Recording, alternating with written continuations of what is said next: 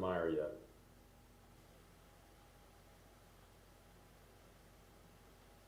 I know he's gonna phone in as well. Okay. You want to give him a minute or two?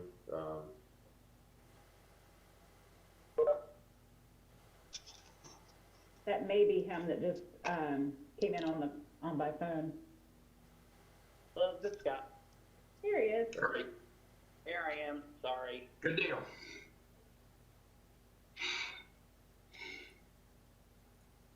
Okay, I guess we're ready to get started, Dave. Okay, we can get started. Allison, do you mind pulling up maybe the PowerPoint Jen had put together that has the master plan for McPhee Park, and I think we'll also have some a spreadsheet to talk about here in just a minute. But so the item for tonight's workshop is to talk about McPhee Park improvement project. The board knows this has been underway now since March. We approved a contract with Merit Construction in March for $7.385 million. And that includes pretty much everything you see on your screen before you. That's a great lawn. It's a large pavilion within the lawn, walking trails around that area, roadway that connects the current McPhee Park to a loop road that then has another entrance to the north. It also includes 4 tennis courts, as well as associated parking for that facility and the pavilion facility as well.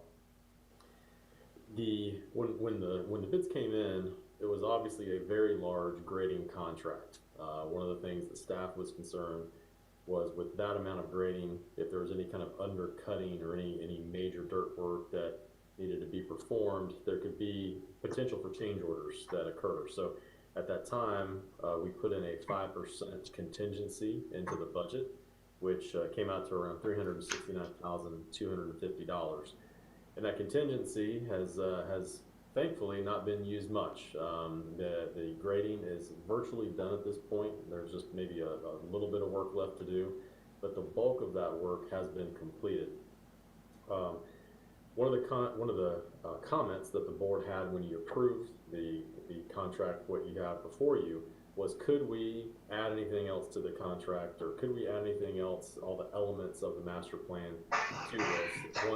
One in particular that the board had mentioned was a basketball court, or maybe something a little bit less than what we had in the original bids. So Merit came to us and said if we wanted to do that, now would be the time to look at that in order to get the project done as close to the time as our current window is, which is May of next year for the whole project. We received some quotes back from Merit to add a basketball court, so I wanted to run those through with you now. So just to run through the project with you, we have a total of $8.65 million in the project. Now 650 of that was for design, 8 million was for roughly construction and everything else to go with that. We need about $100,000 for what we call FF&E, furniture and fixtures. That's going to be benches, signage. There's a lot of pavilion areas around there for picnic tables, things like that. So we wanted to have plenty of money in there for that. We also have on your agenda tonight a couple of change orders that have occurred, change order 1 and 2. Those are both small change orders for some electrical. We can go through the details. Brandon Tupper, our deputy county engineer, is on the line. He can certainly go through any particular questions you have. We had a couple smaller ones. We have change order number 4 for $40,000. That is for utilities that are part of the project. There's a lot of utilities at the top of near the current McPhee Park, where the restroom facility is and the loop road that kind of turns around right now. Those all need to be moved, and so there was an allocation for some funding for that, but there is going to need to be some additional costs incurred to move all those lines out of the way. So that's another cost. And then we also have Ross Fowler's design fees for working up the basketball court that we have before you tonight. That leaves us an available balance of $359,885. So the quotes from Merit for the basketball court, first is the base bid. So we asked them, please, just do a basketball court, basically an asphalt court with an asphalt finish. And there was also a couple of small changes to the tennis facility where there's some additional fencing that would help with playability and balls going between courts. So you kind of catch the balls as they go between courts, as well as a couple of extra pads for concrete to be put in where we could have a couple of extra benches for players to be waiting on the outside of the courts as they wait to enter, or somebody watching somebody play inside the facility. So with that, the base bid pricing for that and the basketball court came in at $208,405. We asked for several alternates as well to see if there was anything else that you would want to add to that. One was for an acrylic surface or a sport court. I guess think about similarly to what the tennis court is, something similar to that. That was a $9,900 addition to get that surface in place. Also, if you want to enclose the facility with a fence, it was approximately $19,700. And then finally, to light the facility with Musco lighting was $94,286. So total cost for all of that was $332,291. That leaves us, if we were to do all of those change orders together, $27,000 left for, again, several months left in that project. I would not recommend, if we go forward, if the board elects to go forward with the court at this time, to do any of the lighting. I think we want to make sure we have some funds available in case there are additional change orders between now and the end of the project, which ultimately there probably will be something that comes up. It's just inevitable with a large project like this. And so if we don't do the lighting, that leaves us roughly $120,000 in the budget to handle those different things that may come up through the project. So with that, I'll be happy to try to answer any questions. Brandon's happy to try to answer any questions as well about specifics on the project or specifics about the different things we're looking at adding for the courts or lighting, whatever it may be. And then you have these items on your agenda tonight for approval as well. So you obviously will be voting on these later on, but I wanted to make sure we could answer any questions before the meeting.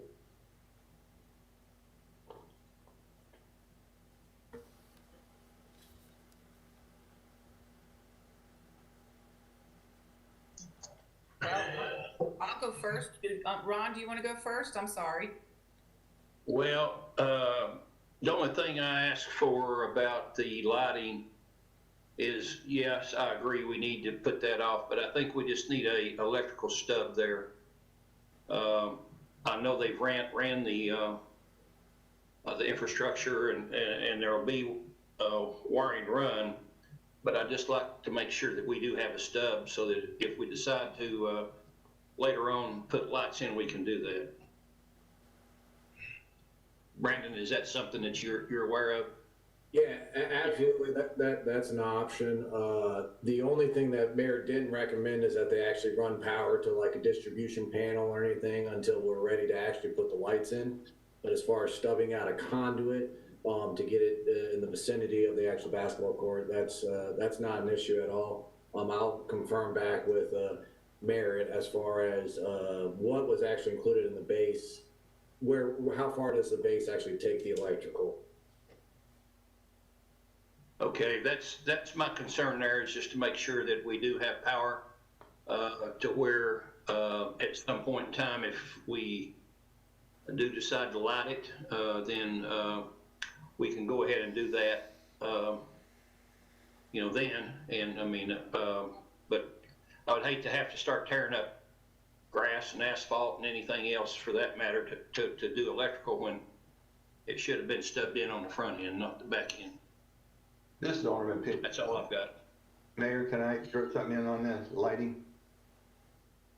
Yeah, go ahead, Brian. Brandon, how many lights will this this basketball court have? The quote is for 4 Musco pole mounted lights.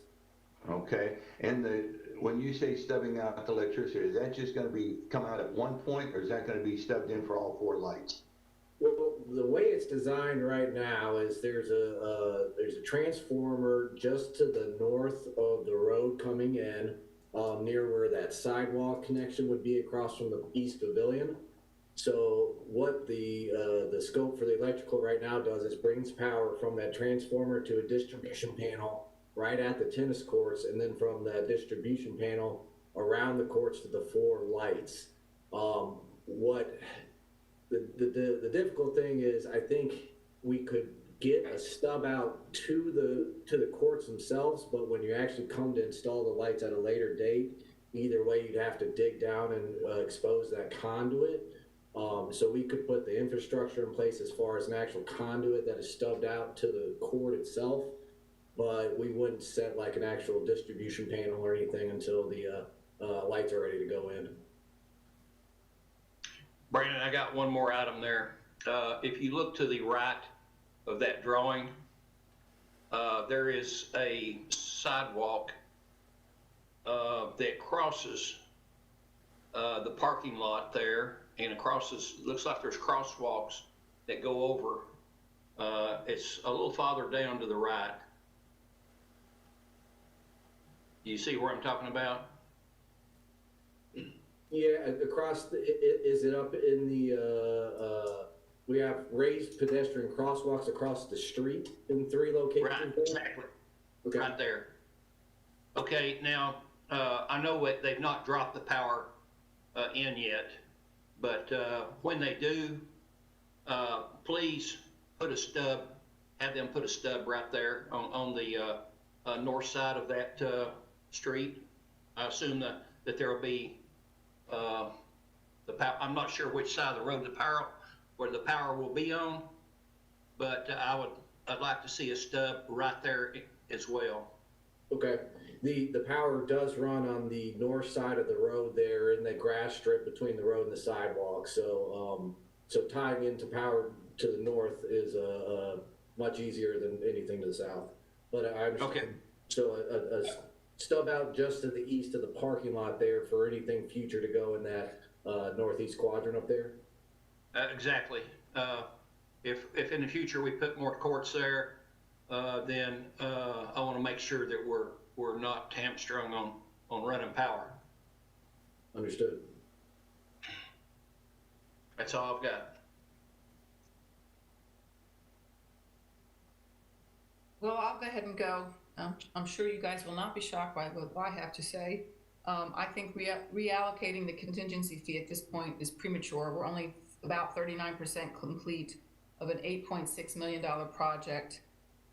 Given the hit to our revenues due to COVID, I don't believe this is a financially prudent thing to do. When the project is close to being finished, we can reach out to the public, celebrate the savings, and survey them about how they want to use those extra funds. But I'm concerned that we're not far enough into this project to be reallocating those funds.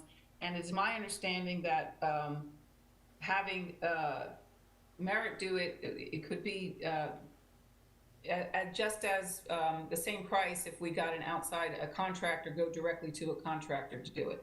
So those are my concerns. And this is Scott. So a couple questions. Yes, Scott, So go ahead. Remind me, thank you. So I remember our discussion, and I remember Alderman Burnett had, if I remember right, had brought this up and in terms of getting a basketball court, but initially I was supportive of it until I heard this price. But before I kind of land on a final comment, David, can you remind us how many courts are we going to get for over $300,000? Basketball courts. How many basketball courts? Yeah. It's 1 basketball court. I think the initial numbers that came in with the original bid had a lot of it had a hitting wall that was like a concrete hitting wall that really raised the price of the basketball court at that time. So we took that out to try to reduce costs as much as possible. And also obviously looking at just an asphalt court versus a sport court versus all these different alternatives to try to get the cost down. And so I do believe those costs are lower than we had originally had back in the original bid, but certainly it's still obviously $208,000 or $9,000 for that court. 208,000. Okay. And then, Yeah, I think, you know, I do like the idea of being able to offer sports facilities, obviously. My challenge is spending $200,000 to $300,000 on one court when basketball courts are obviously available in our high schools, our elementary schools, our middle schools. I have a basketball court on my driveway. I never use it, but I have one, and most of my neighbors do as well.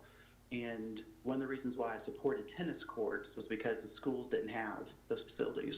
And although the price tag was high, I kind of, in my mind, rationalized we could use these facilities for the school purposes. I'm not comfortable with spending this kind of money on a basketball court because it's to me it's repetitive facilities that we obviously have many sources of basketball courts around the town of Farragut, and so I'm not going to support this cost.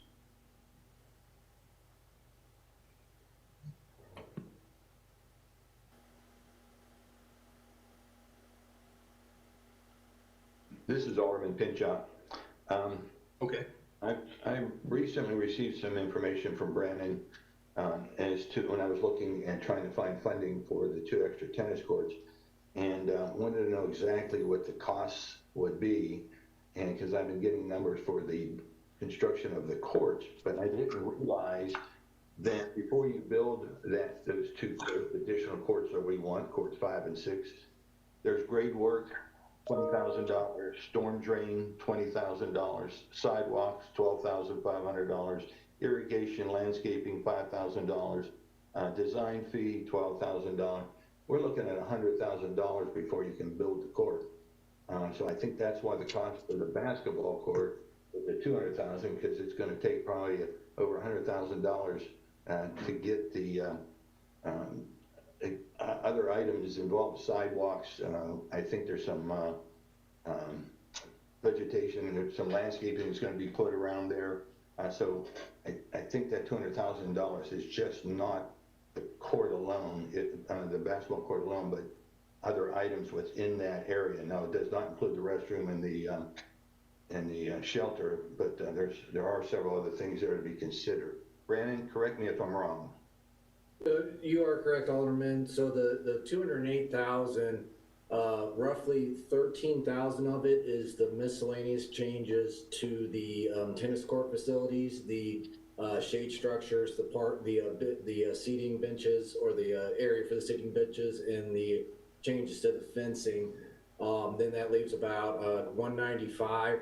I think approximately 110 to 120 of it was the actual cost for the Merit's vendor Baseline Sports to actually install the court. The other 60 to 70,000 is for the sidewalk connections, changes to irrigation, plantings around, minor grade work that needs to be done, and then overhead and profit for the contractor.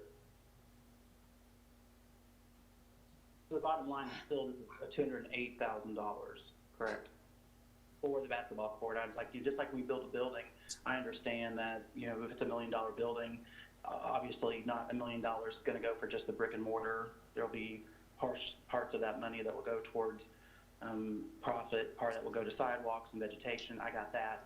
But at the end of the day, this basketball court, although, and again, I'm not trying to, you know, I originally agreed with what Drew was saying, and I think we all talked about this. It wasn't just Drew, but, you know, if we could offer an extra facility where there'd be another activity happening at the park at a minimal cost, I'd be okay with it. But $200,000 for a basketball court when there are zillions of them around the town of Farragut, I just can't support it, and I won't.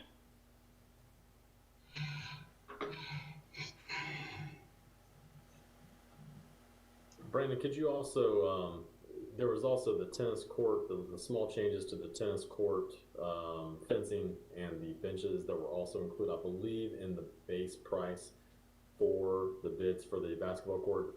Do you remember what that amounted to? Give me 1 second, let me pull.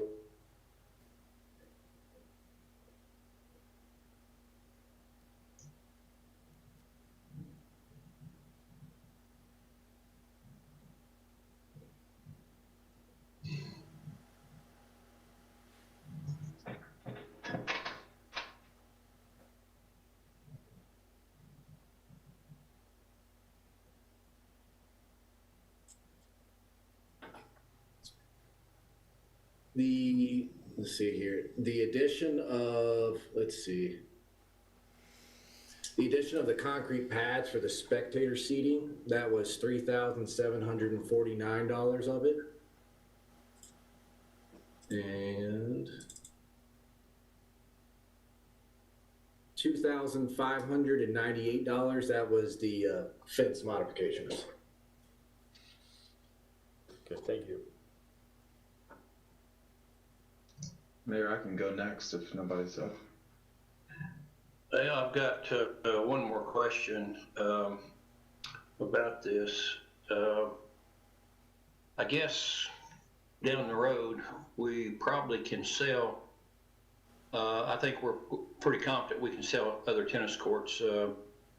So the money that we would be looking at for that, I believe would be a whole different conversation.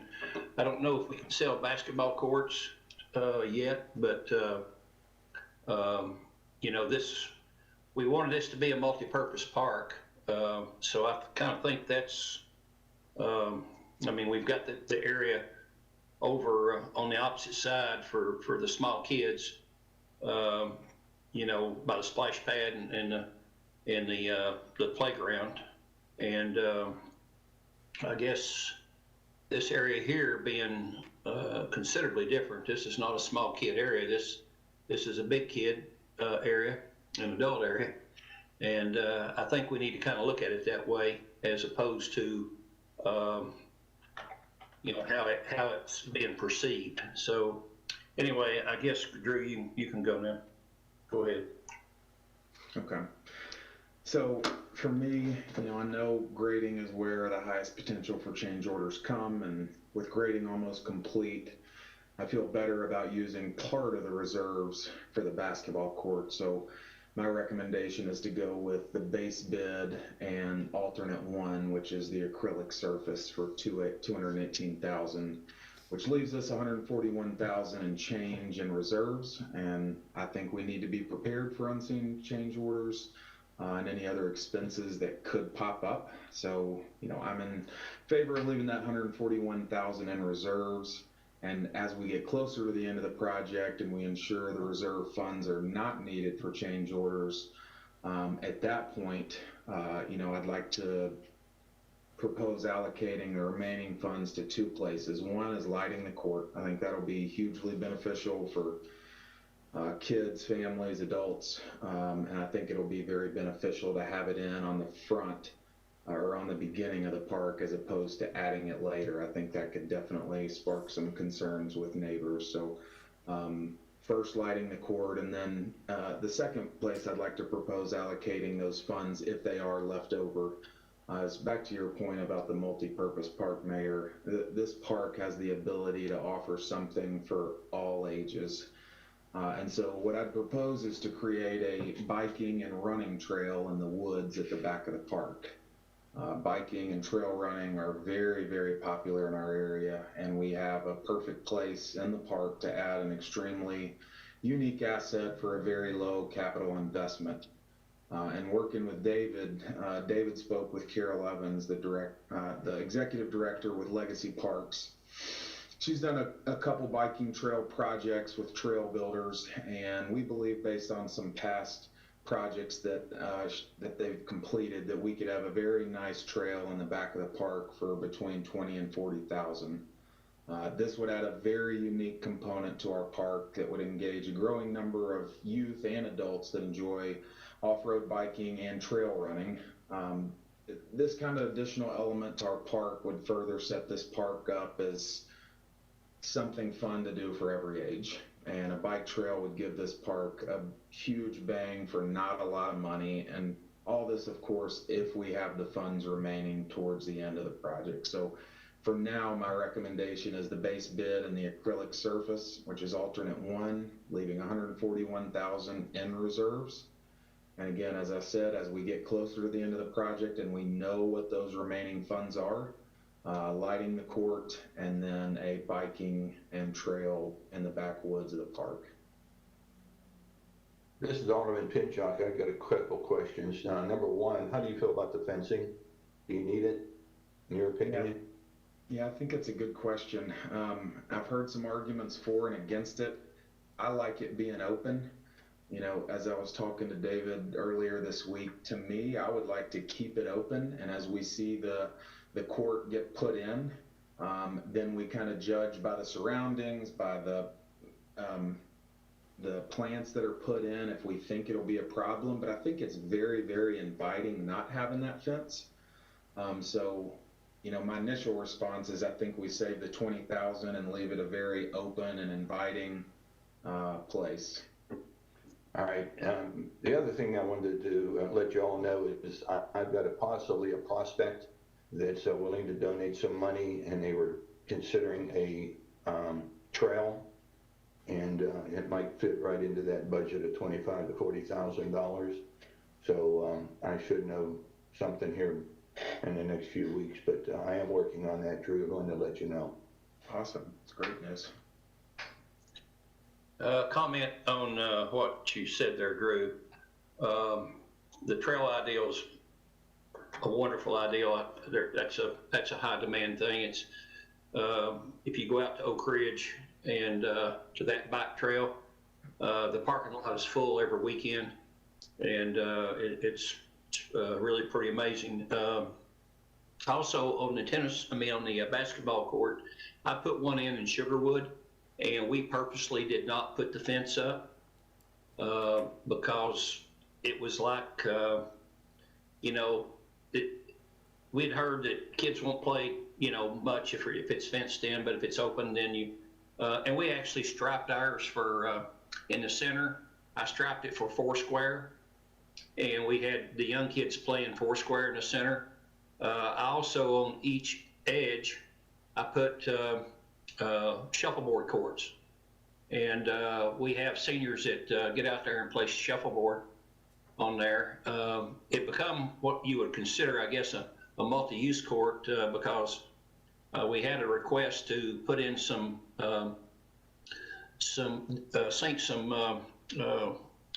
what I call well casings on each side of the center stripe line on the outside of the court. And we did that, and we put, we've got plastic PCV pipe that we put up, and the kids will string a volleyball net there, and they play volleyball on it. So I think we could make this a multi-use court and have it to where it could be basketball. It could, because a lot of times you'll have guys playing shuffleboard on one end, and then you'll have half-court basketball on the other end. So if we look at this as a multi-use court and stripe it that way, I can lay it out. I laid the one out in Sugarwood, and you know, usually in the afternoons you have a tremendous amount of use on it, and then in the mornings where the moms are down there with kids, you have a lot of the kids are playing Foursquare. So it's I think the multi-purpose look is something we should really consider here. That's This is go ahead. Sorry, yeah, I'm all in favor of the multi-purpose court. As you know, me and my kids used that basketball court. We used it for shuffleboard. We used it for all kinds of things. So I think inherently in what we put in our parks, the more multi-purpose things we put in, the more needs we meet in the community. So I'm all in favor of making that court more than just basketball friendly. This is Alderman Pinchuk again. Brandon, you still on the line? Brandon? Yes, sir. Okay. When this basketball court was first designed, there was supposed to be a hitting wall on there, and we chose not to put the hitting wall on at this time because of the cost is exorbitant. We can do something a lot cheaper down the road, and we can even position it over on the tennis courts. But my question is, how big is this basketball court? Is it a full basketball court plus room for a hitting wall, or was this going to be half court basketball? Just how is it designed? It is a full-size court with full three-point line. Let me pull up the exact dimensions here. But it is a full-size court with a three-point line. A baseline on either side and on all sides. Was the hitting wall part of that court, or was it in addition to that court? The hitting wall was the west end of the court with a goal mounted on the west end. When we removed that, we kept the same size of the court and just adjusted the striping and made that a baseline on the west side. Okay, so it's a full court basketball, but it could be used half court with these other things that the mayor's suggesting then. That is correct. Right now, we just got it designed striped as a basketball court, but we could absolutely add different striping as requested. Thank you. So this is Alderman Meyer. So a multi-purpose court, I will tell you, is more palatable than a single-purpose basketball court for sure. And you know the mayor is trying to win me over because he threw in the word volleyball. So it's not that hard to drill a couple of holes in the ground so we can put poles up and put a volleyball net. But if we can do the volleyball, and I agree, my kids actually do shuffleboard on our basketball court in our house, and so I could see that. I am a huge fan of the trails, Drew. That's excellent work. So totally support that. Still not thrilled, but I will support a multi-purpose that has to have volleyball with it, as the mayor described. It's easy enough to do. Like, if anybody wants to come look, drive down to Sugarwood Recreation Area and pull in and walk back behind the fenced-in pool area, and you'll see what I did was a middle school basketball court because I had some drainage issues that I had to make sure that I was able to get around a swell and not flood my tennis court or my horseshoe court that is in between the multi-purpose court and the tennis courts. So I did put in a middle school court, and then I put in the really good poles and the high school quality backboards with the rims that you could hang on without breaking them, and the good nets, and and then striped it for the four square in the middle, and then of course had the volleyball lines, because we had a sand volleyball court there before, and it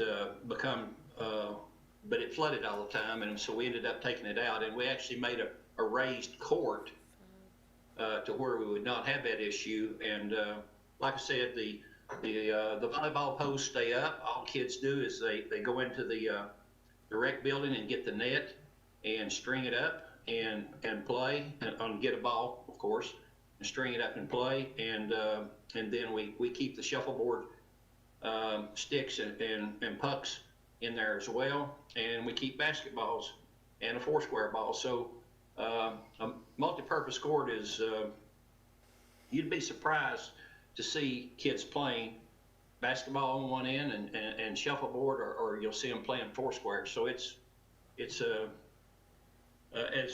for anybody that comes and looks at it, you'll see what I'm talking about. It's hugely popular in California. That's where I learned about it, and it really went over good here in our subdivision.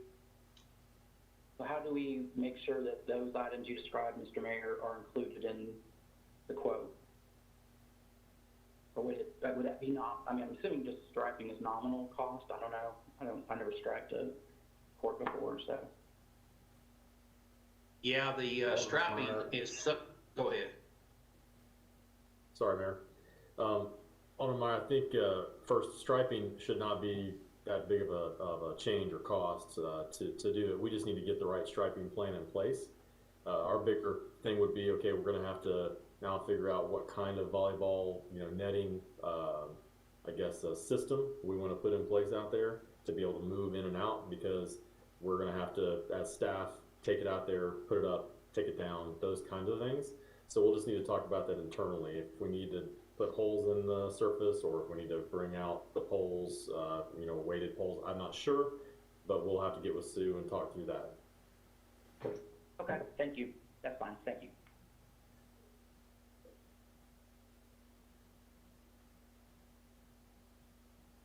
I have one last question for Drew.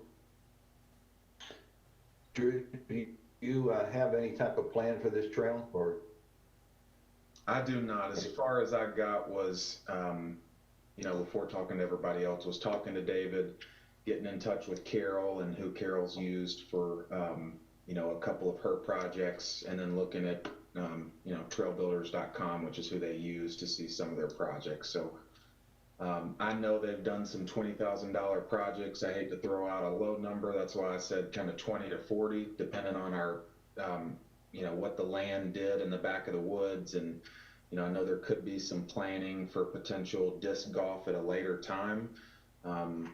So yeah, that's as far as I've got as far as what we have to work with and what somebody would bid out.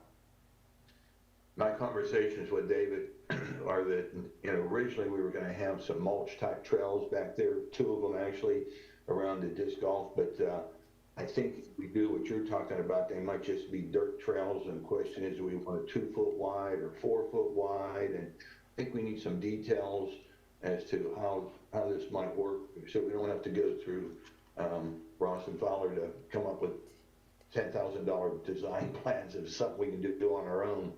And we might be able to do it for 25 or 40,000. But if we start getting into design plans and different materials, it's going to jack that price up. So we need to have some kind of plan before I approach these people again if they're wanting to fund something like this, so we get a better idea what the cost is going to be. Yep, I would agree with that. Keeping that simple, I think, is definitely the key to making something real.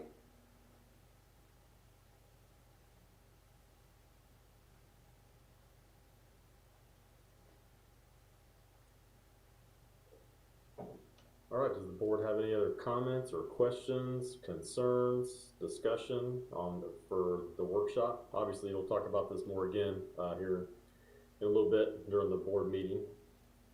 Brandon, did you end up getting the size of that court, or were you looking for it? Yes, sir. The full court size is 102 foot by 71.4. That would be a high school court. That's high, yeah. Yeah. Do you know how much long court right there? Do you know how much room on each end outside the baseline that allowed, Brandon? Yeah, so it looks like the actual court is striped at 94 foot, so that leaves 8 foot of baseline, 4 foot on either end. That's great. Yeah, it's high school. Middle school's 80 feet, so you're a high school court for sure. Which is better because that gives you more room for put the multi-purpose stuff on there. Also gives you room for the volleyball line. No other questions here. Alderman Pinchuk, I have no further questions. Same here. No further questions. Louise, have fun with the web blows. Well, Mayor, that's the only item we had on the agenda for this evening for the workshop. So unless anyone has anything else, we can adjourn until the 7 o'clock meeting.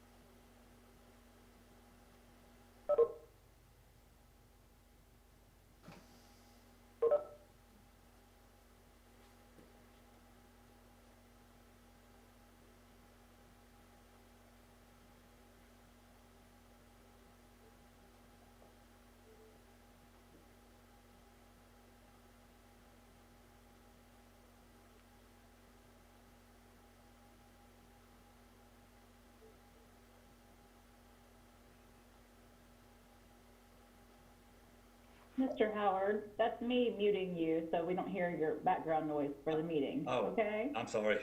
Okay, sorry. That's okay. Oh, I know I.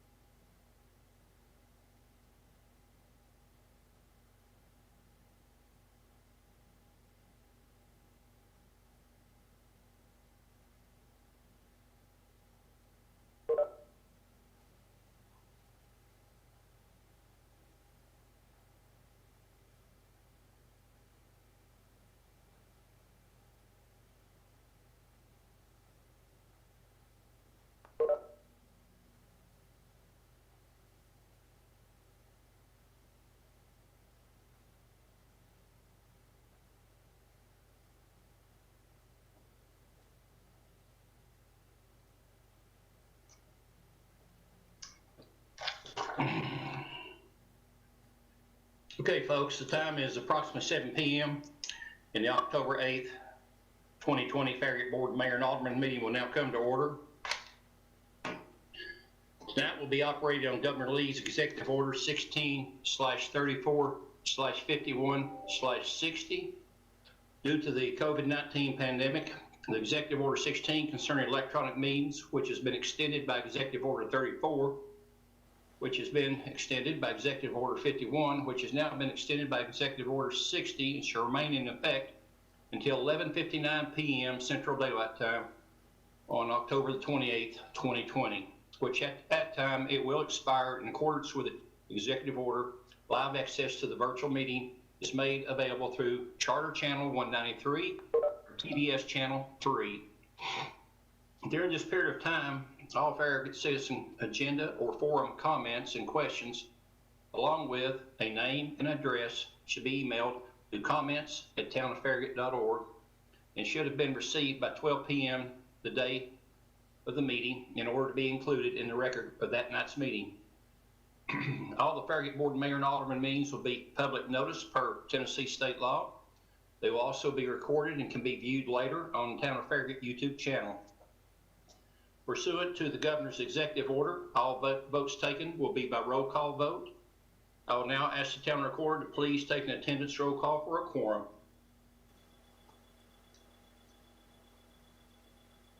Alderman Burnett.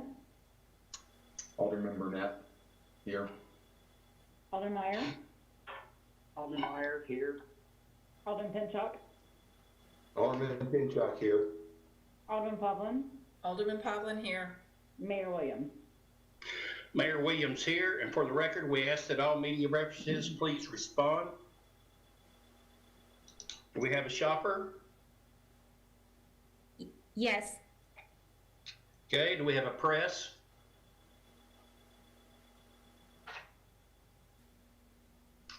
Yes, I'm here. Okay, any other?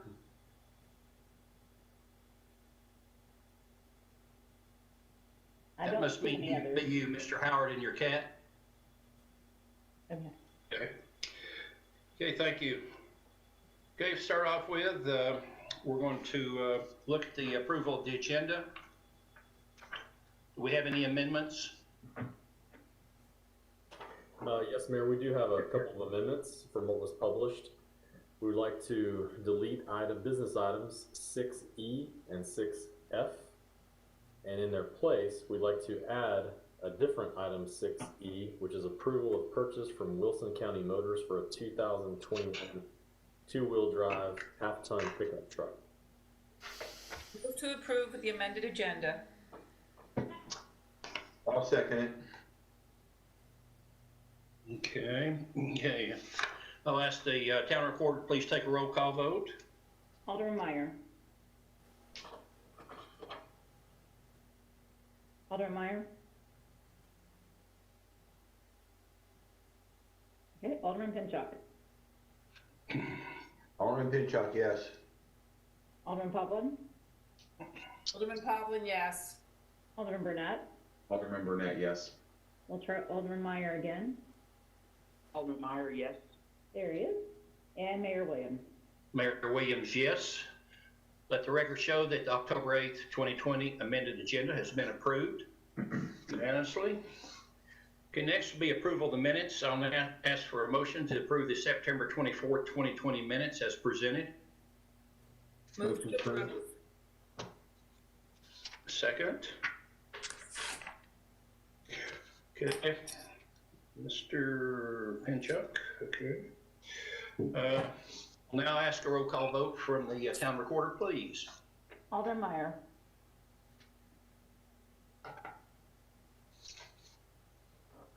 Alderman Meyer. Alderman Meyer, yes. Alderman Pinchuk. Alderman Pinchuk, yes. Alderman Poplin. Alderman Pavlin, yes. Alderman Burnett. Alderman Burnett, yes. Mayor Williams. Mayor Williams, yes. Let the record show that September 24th, 2020 minutes have been approved and will be recorded as official minutes of the meeting. Okay, we'll start off with a reading a proclamation, and let me get that thing here.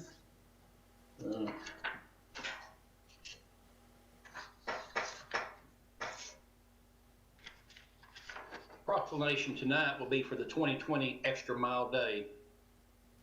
Whereas town of Farragut, Tennessee is a community which acknowledges that a special vibrancy exists within the entire community when its individual citizens collectively go that extra mile in personal effort, volunteerism, and service.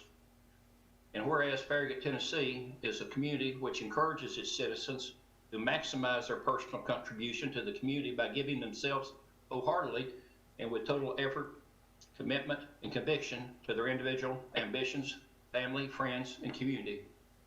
And whereas Farragut, Tennessee is a community which chooses to shine a light on and celebrate individuals and organizations with its community who go the extra mile in order to make a difference and lift up fellow members of their community. And whereas Farragut, Tennessee acknowledges the mission of the Extra Mile America to create 500 Extra Mile cities in America and is proud to support Extra Mile Day on November the 1st, 2020. Now therefore, I, Ron Williams, Mayor of Farragut, Tennessee, do hereby proclaim November 1st, 2020 Extra Mile Day. And we urge each individual in the community to take time on this day to not only go the extra mile in his or her own life, but to also acknowledge all those who are inspirational in their efforts and commitment to make the organization, families, community, country, and the world a better place. Signed on this 8th day of October, 2020, Mayor Ron Williams. Okay, again, I want to urge everyone to stay with the physical distancing and the face mask covering when they're around each other, particularly those with pre-existing conditions, as they seem to be the main ones with the most trouble from this virus. We at the Board of Mayor and Aldermen place a very high value on our great staff and volunteer committee members, as well as our Farragut residents. We are thankful that Governor Lee has extended the executive order for virtual meetings for everyone's safety. And I will now yield the floor to Vice Mayor Pavlin for her report. I have nothing to report tonight. Thank you. Okay, thank you. Any other aldermen have anything to report?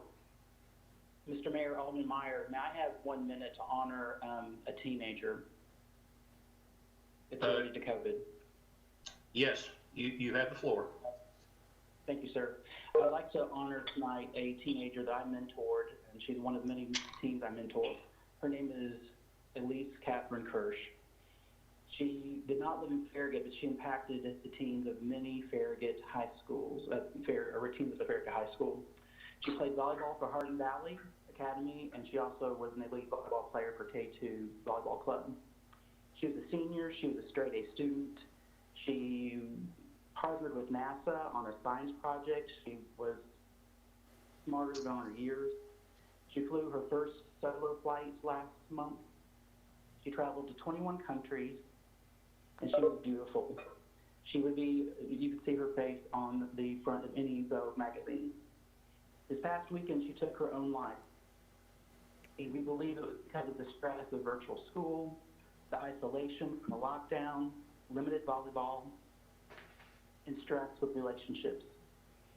So in addition to masks, social distancing, and washing hands, I urge every parent, grandparent, aunt, uncle, cousin, mentor, anyone with a teen in their life, please know what is going on with them. Not a cursory knowledge, but know what's going on in their heart and be persistent. Keep asking and be annoying. Thank you. Thank you, Alderman Meyer. Our prayers are with her family and Godspeed.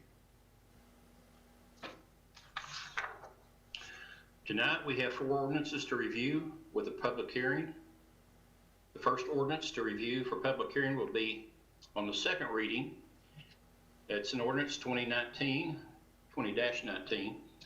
and ordinance amending the general fund and State Street Aid Fund for the fiscal year 2020 through 2021 budget that was passed by ordinance 20-07. Yes, sir, that's gonna be mine. Make sure the PowerPoint here. Yes, sir, there are no changes with this ordinance. And the first one is for the general fund. It's for the event decor. It's an increase of $30,000. It's for the expansion of the Light the Park event towards I-40 and Kingston Pike.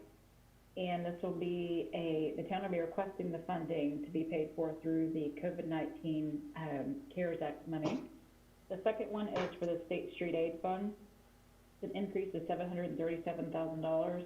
And this is the remaining funds from fiscal year 20 that were for street resurfacing that will be paid for in the current fiscal year. So staff recommends the motion to approve ordinance 2019 on second and final reading. Motion, please. Move to approve. I'll second. Okay. Any questions or comments from our residents? No, sir. Okay, if none, then we'll move on to discussion. We'll start off with Alderman Meyer. Alderman Meyer, pass. Alderman Pinchot. Alderman Pinchot, pass. Alderman Burnett. Alderman Burnett, pass. Vice Mayor Pavlin. Vice Mayor Pavlin, pass. Okay, I have nothing as well. And with a motion and a second on the floor, I'll ask the town recorder for a roll call vote, please. Alderman Pinchot. Alderman Pinchot, yes. Alderman Pavlin. Alderman Pavlin, yes. Alderman Burnett. Alderman Burnett, yes. Alderman Meyer. Alderman Meyer, yes. Mayor Williams. Mayor Williams, yes. Let the record show ordinance 20-19 has been approved on the second reading. The next four ordinances to review for public hearing tonight will be on the first reading. We'll start off with ordinance 20-17. It's an ordinance to amend the Farragut Municipal Code, Appendix A, zoning, Chapter 4, Section 24, special event permit, to update the requirements and allow for food trucks for special events by homeowners associations. Good evening, this is Mark Shipley. Hopefully everybody can hear me. Just a little background on this ordinance.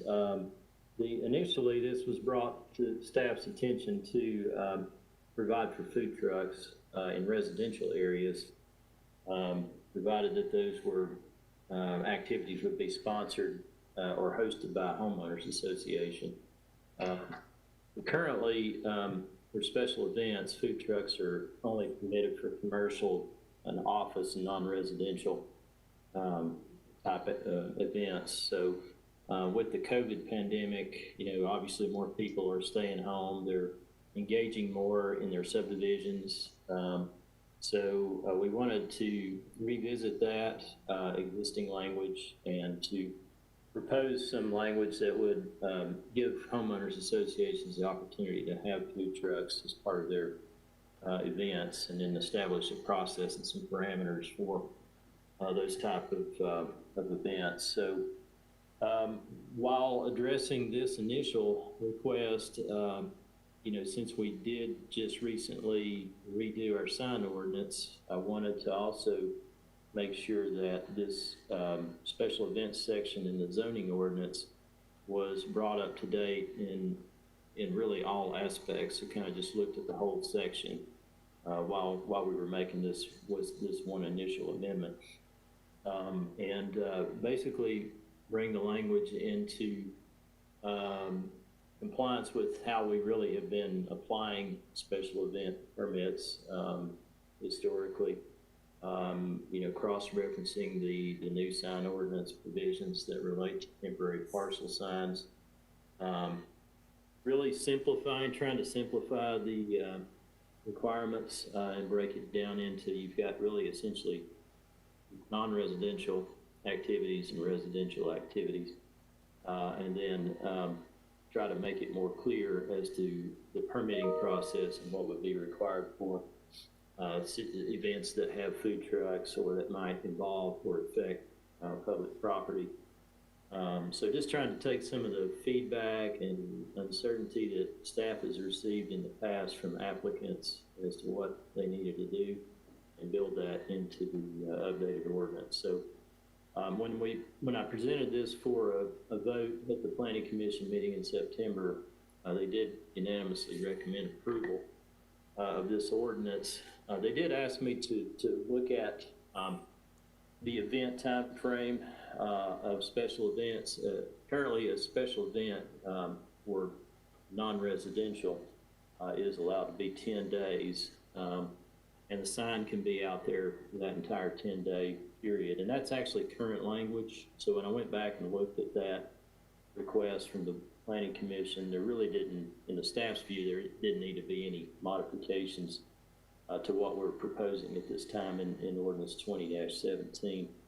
All that really is existing language, and we're just adding some clarifications in other areas of this section. So with that, the staff does recommend approval on first reading of ordinance 2017, and if you have any specific questions about the ordinance language or the changes, I'd be happy to try to answer those for you. I'm going to move to approve. Alderman Pinchuk, I'll second.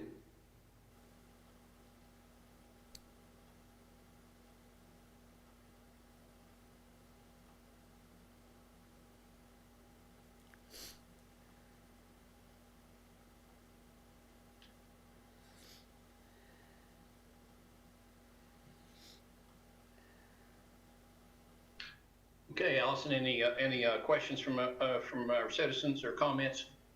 No, sir. Okay, thank you. Okay, on discussion, I'll start off with the discussion on this one. Mark, it's a great job that you did on this, and I'm very glad that you tied it in with the sign ordinance. That's a good cleanup job that we needed to have done. So thank you so much on this, and I'll next move on to Vice Mayor Pavlik. I concur with Mayor Williams. Mark has been handling, there must be 48 hours to his days because he's just getting a lot of stuff done, and there's a lot going on. So I really appreciate his efforts on this one. Alderman Meyer. I echo the previous comments and have no further comment. Alderman Burnett.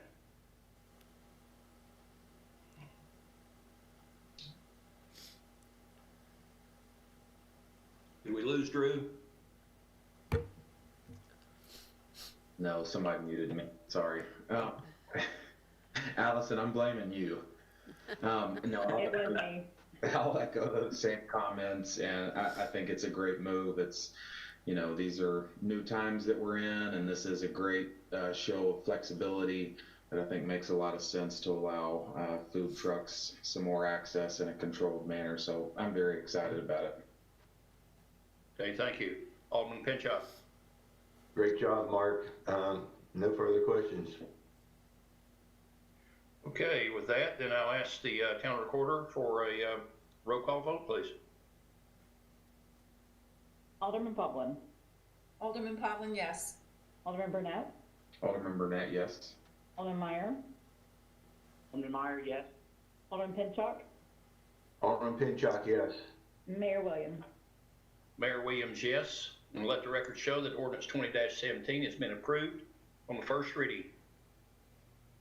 And next will be ordinance 20-18, an ordinance to rezone the property at 1013 McPhee Road from agriculture, which is A, to open space residential overlay, R1/OSR, 24.585 acres, and it looks like Rackley Engineering is the applicant. Yes, this is an amendment really to a rezoning request that was originally sent to you all from the Planning Commission back in June, and then the board, that original request was to open space mixed residential instead of just open space residential. The mixed residential is different from the regular open space residential in that it also allows for attached single family. So basically, when this was presented to the board, the mayor and aldermen, under that original request, the feeling was that that you all wanted to see detached as the option on this property, and it was more consistent with the general plan of development that you see in most of this area. So they have gone back, the applicant has, and they've reassessed their request and resubmitted an amendment. And now they are requesting to rezone this property from agricultural to the regular open space residential, which only permits single family detached. That's a zoning district that's very common in the town. It's probably one of our more popular zoning districts. Yeah. So that particular zoning district is consistent with the future land use map for this area. So when this was presented to the Planning Commission at their meeting on September 17th, they did unanimously recommend approval of ordinance 20-18, and the staff recommends approval of this ordinance on first reading. Move to approve. Okay. Second. Okay. Town recorder, any resident questions or comments? No, sir. None? Okay, then we'll move on to discussion. Prior to and during this, we may have questions for Mr. Rackley, and I believe he's on the line. So okay, we'll start off with Alderman Burnett. Yeah, so I'm in favor of it. I'm excited to see what gets developed, and high hopes for the development. So all thumbs up here. Alderman Pinchuk. Alderman Pinchuk, I have no questions. I pass. Alderman Meyer. Alderman Meyer, pass. Vice Mayor Podlin. Vice Mayor Pavlin, pass. I have no questions as well, and for Mr. Rackley, I guess good luck with it, and let's, with a motion and a second on the floor, then let's ask the town recorder to do a roll call vote, please. Alderman Burnett, Alderman Burnett, yes. Alderman Meyer, Alderman Meyer, yes. Alderman Pinchuk, Alderman Pinchuk, yes. Alderman Pavlin, Alderman Pavlin, yes. Mayor Williams. Mayor Williams, yes. Let the record show that ordinance 20-18 has been approved on first reading. Okay, next will be ordinance 20-20, an ordinance to amend the text of the comprehensive land use plan update as it relates to the mixed use town center land use descriptions. Yes, this particular item, has been several weeks, a few months actually in the making. Back when the town center middle farms concept plan was brought to the town attention, basically staff reconvened the comprehensive land use plan steering committee. That committee has been looking at different priority areas over the past few years and trying to, see how the land use map and text associated with those different areas to see if any updates need to be considered and recommended and taken through the planning commission. So that group was reconvened in July and to look specifically at the mixed-use town center. That was their next area anyway. We've already looked at Outlet Drive, Snyder Road, McBee Road, Watt Road. So this was the next area we were going to pursue. So we met on July 28th and August 19th. Really, I just asked the committee to look at the mixed-use town center and the text that's in the plan associated with that area to see if, what are the key components that you feel a town center should have? Does that text in that area is it still representative of that, those different components? And in general, the committee felt like it was, but there was some concern about the emphasis in the existing text on high-density residential and substantial residential in the area of mixed-use town center. So one of the focuses was to revisit that aspect of the text and to bring in some other language that's referenced in other parts of the plan,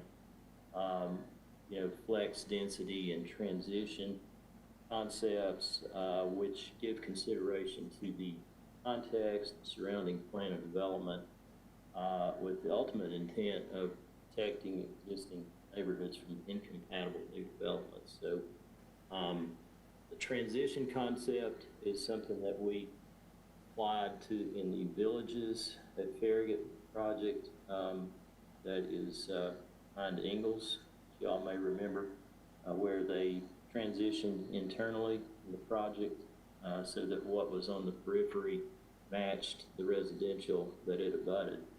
That's kind of the idea behind the transition concepts, is that you provide these transitions with densities increasing or decreasing away from a common boundary.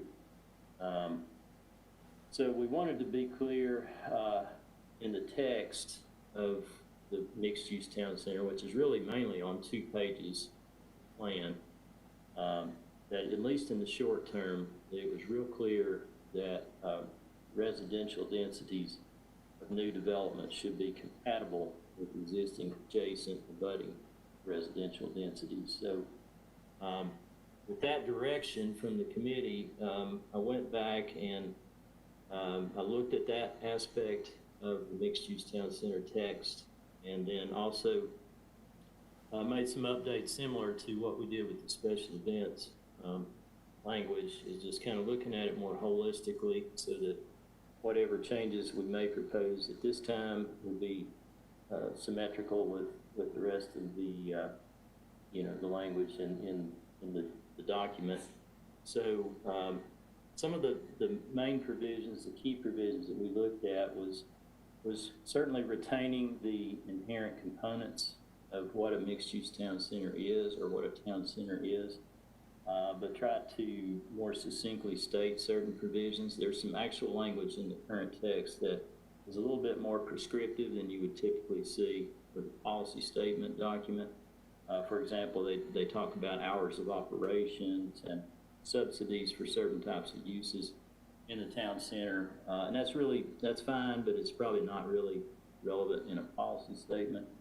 Trying to emphasize the interconnectedness of the people movement system. That's really where that synergy and that feeling of place initiates from. Having an iconic architecture that creates a sense of community identity. Focusing on the form and arrangement of buildings, and in relation to the surrounding plan of development and the context. And the main focus, as I mentioned, was ensuring that the residential types and densities are appropriate to the context, and that you do provide for different types of residential in the mixed-use town center, but for example, instead of having high-density residential as a potential option in several portions of that purple area, what this language does is significantly narrows the area within which high-density or multifamily residential may be considered, or may be consistent with the text of the plan. And that would be mainly in association with a town center development, so that you have a density of people that are in a convenient walking distance to that town center, that can walk over and help support the town center and give it that energy that you would want to be encouraging in that general space. And then to limit the higher density residential to a very small area where you don't have any existing neighborhoods that abut that area. So you're protecting existing neighborhoods from incompatible new development with the language that we're proposing in Ordinance 20-20. In comparison with what we have on the books right now, the language in this ordinance is before you is going to afford residents significantly more protections from higher density residential, because currently, there's a number of areas where it could be proposed and be potentially consistent with the text of the plan. The language we're proposing narrows that area down significantly and focuses it in an area where there aren't any existing residential areas that abut it. It's in fact an area that's surrounded by arterial streets and has a large big box development nearby. So it's more appropriate for the context and consistent with other elements that are in our plan. So when this was presented to the Planning Commission in September, they were generally in agreement with the text that was proposed by the staff. Vice Mayor Povlin made some amendments to some of the language, which were good amendments. The commissioners agreed. And basically, the staff's initial draft plus Vice Mayor Povlin's amendments are what are reflected in Ordinance 20-20. One of the things that we did remove from the current language that you all may want to consider or discuss a little further is the reference to density.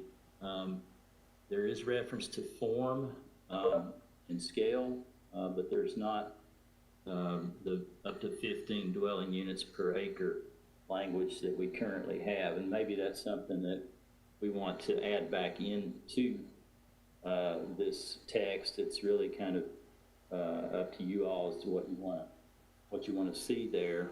But what I was trying to do with the language that's in the current ordinance 2020 was to consider the context, limit the area where higher density residential would be an option, and then, what would be an appropriate density based on the context and the surrounding plan of development. So with that, I believe it's kind of an overview of what we tried to do in ordinance 20-20.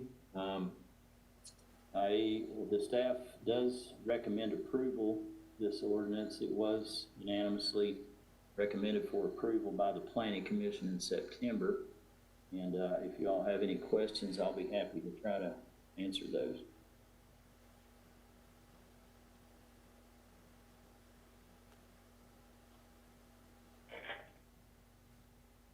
I'm gonna go ahead and make a motion to approve.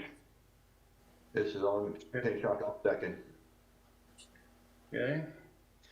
As always, I'll ask the town recorder to please read in the citizens' comments on this agenda item, please. All right, you guys get comfortable. I got a few. All right, our first one is Thomas Bickford. He's at 543 Colonial Ridge Lane. He says, my wife and I are favorite residents residing,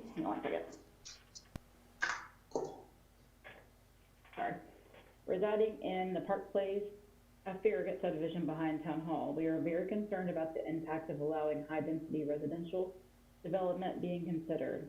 High traffic is already an issue, and high-density residential apartments will make this much worse and detract from the appeal of our town.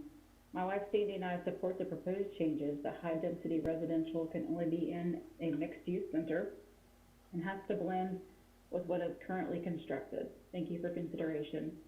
Our next one is from Pam Zachary at 548 Colonial Ridge and David and Mickey Jacobs at 511 Colonial Ridge Lane. Both have the same comments, so I've combined them together. My husband and I live in Park Place neighborhood. We support amending the comprehensive land use plan to resist high-density residential where it is not suitable. The next one is Phil Truitt at 11013 Callaway View Drive. Says, I'm writing you to ask you to send agenda item 3, ordinance 2020, back to the SMPC so that further studies can be conducted and Fairfield residents can be surveyed concerning the CLUP as it relates to the mixed-use town center, as well as the Biddle Farm property. The following are my reasons for asking this from you. Concord Road has a permanent bottleneck because it cannot be expanded beyond 2 lanes. It's between the two sections of Pleasant Forest Cemetery when you turn right out of Concord Hills. The apartments will add 350 to 500 cars to morning and afternoon rush hour traffic, thus adding to the congestion at the Concord Road bottleneck and at other intersections. A regulatory floodway runs through the middle of the proposed project. About half of the Biddle Farm is a floodplain and has caves underneath and suffers from sinkholes. Based on these facts, a park on the Biddle Farm adds to the character, livability, and attractiveness of our town. The town center was originally envisioned to have shops and restaurants on the first floor with condos above them at the old Kroger site. The old Kroger is not on the floodplain, doesn't have a floodway or sinkholes or caves underneath. Thus, the town center with a park next door greatly benefit our town while avoiding all the negatives of building the apartment complex.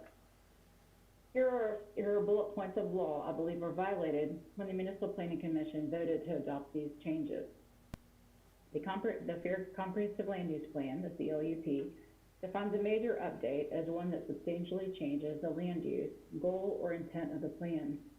It continues that major updates should include substantial public outreach to help check that the plan reflects current.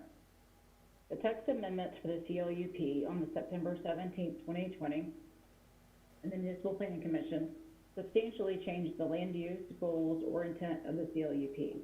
Fairfield residents were denied the ability to participate as required by the CLUP Chapter 1, page 6. Viewing the September 17th SMPC meeting, there were no public comments read to the issue, although those comments to the issue were read in the citizen forum after the SMPC vote. These comments are tied to the development of this area of the town, the mixed-use town center, but were not considered as part of the public SMPC hearing prior to the vote. That is a violation of the Tennessee Open Meetings Act and the Tennessee Public Notice Act and the CLUP itself. It is imperative that citizens of Farragut have the opportunity to discuss these changes prior to the SMPC voting and recommending this change to the Board of Mayor and Aldermen. Failure of the SMPC and BOMA to conduct the appropriate outreach as required in Chapter 1, page 6 of the CLUP breaks the trust in town leadership when the comprehensive land use plan was created and the recent outreach work described above. Our next speaker is Lizette Love at 11337 Ford Cove Lane. So according to the research done by Phil Truitt of Concord Hills as stated, I oppose voting this Thursday to approve the changes to the CLUP, which is a prelude to the zoning changes which will allow 4-store buildings containing 280 apartments to be built on the Biddle Farm property across from the Concord Hills and adjacent neighborhoods. Ms. Love states verbatim Mr. Truitt's email that I just read into the record. Our next one is Celeste Lee at 216 Town Road. She says, reasons ordinance 2020 should be sent back to the Farragut Municipal Planning Commission. She also states the points made by Mr. Truitt, who also just read into the record.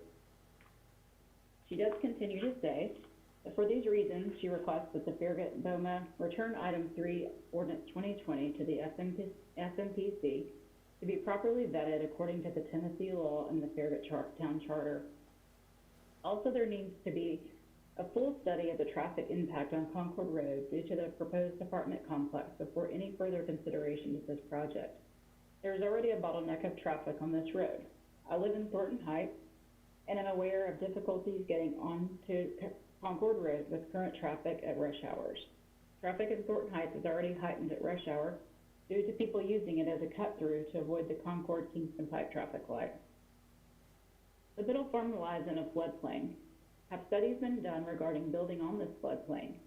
The water runoff in Turkey Creek, which runs through the property, floods. Let my voice be heard that I'm against the proposed apartment complex to be built on Concord Road. Property values in this area will decline due to the overcrowding. The more I read of the new plans for the town center, the more disappointed I am at the proposed development. It looks like a massive amount of building with no prevention of overcrowding the land or avoiding undue concentration of the population. It seems to be an attitude of, let's see how much we can cram onto this piece of property. We already have enough empty buildings in town, Ingalls for example, without adding the potential for more. Our next one is David Neiman at 616 Spring Branch Lane. He says, I would like to express my opposition to the changes to the Farragut Comprehensive Land Use Plan to be voted on Thursday, October 8th.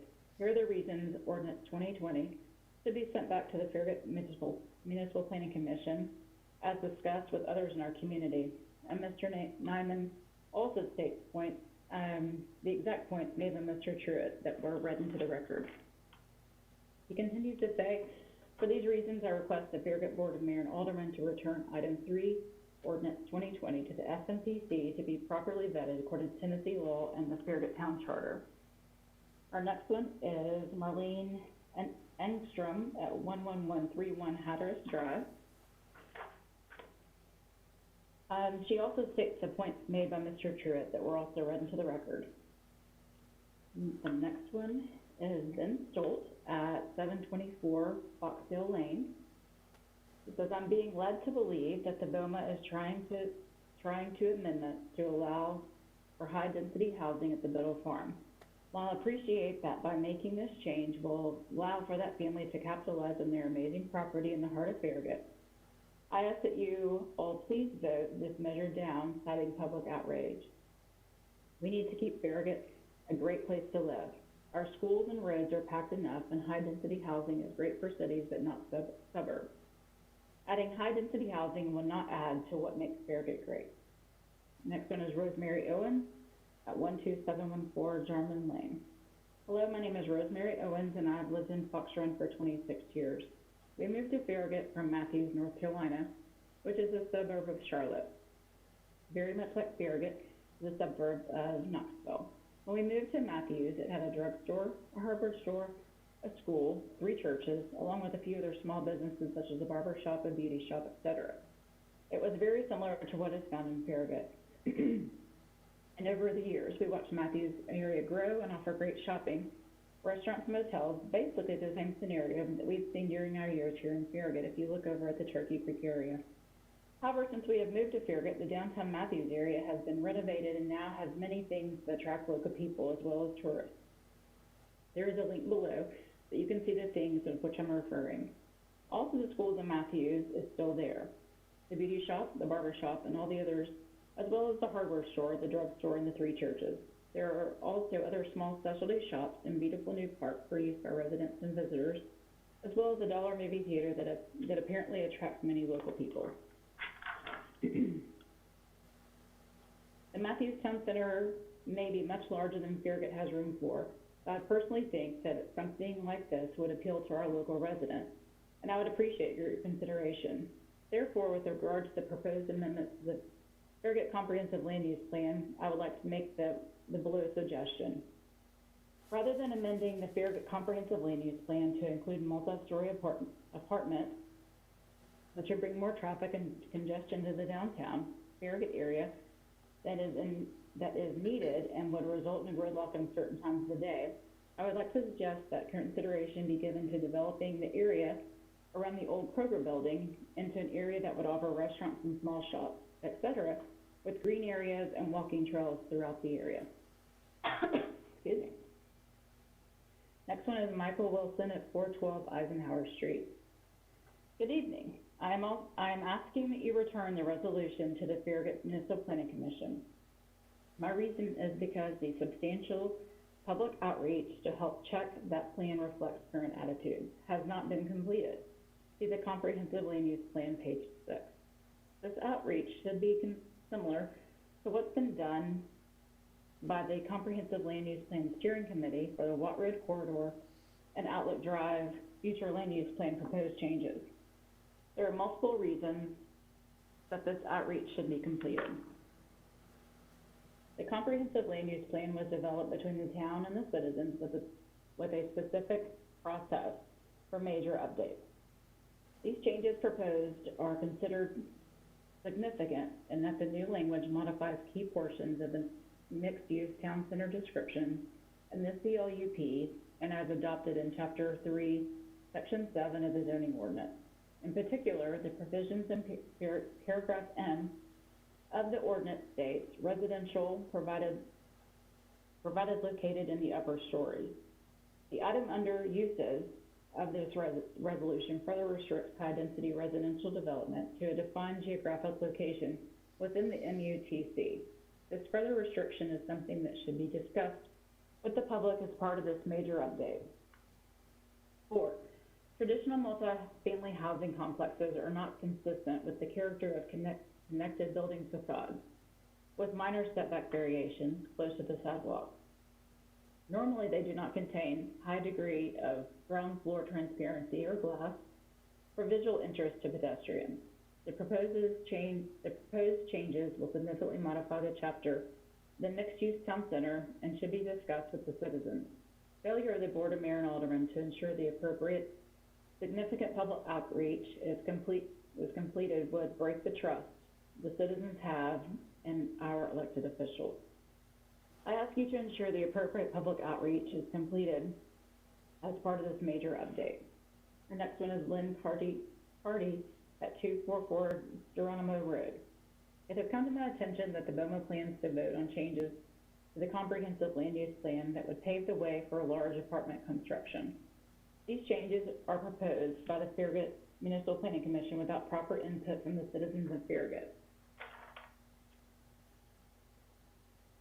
have a concern that creating additional apartment housing will lead to traffic that cannot be handled by our roadways and create additional stress on our school system. The citizens should have a say in such a major decision. Please elect not to pass these changes, but instead insist the Farragut Municipal Planning Commission to survey the voters and allow for public commentary from the Farragut citizens and business owners before allowing for the possibility of growth that does not benefit our community.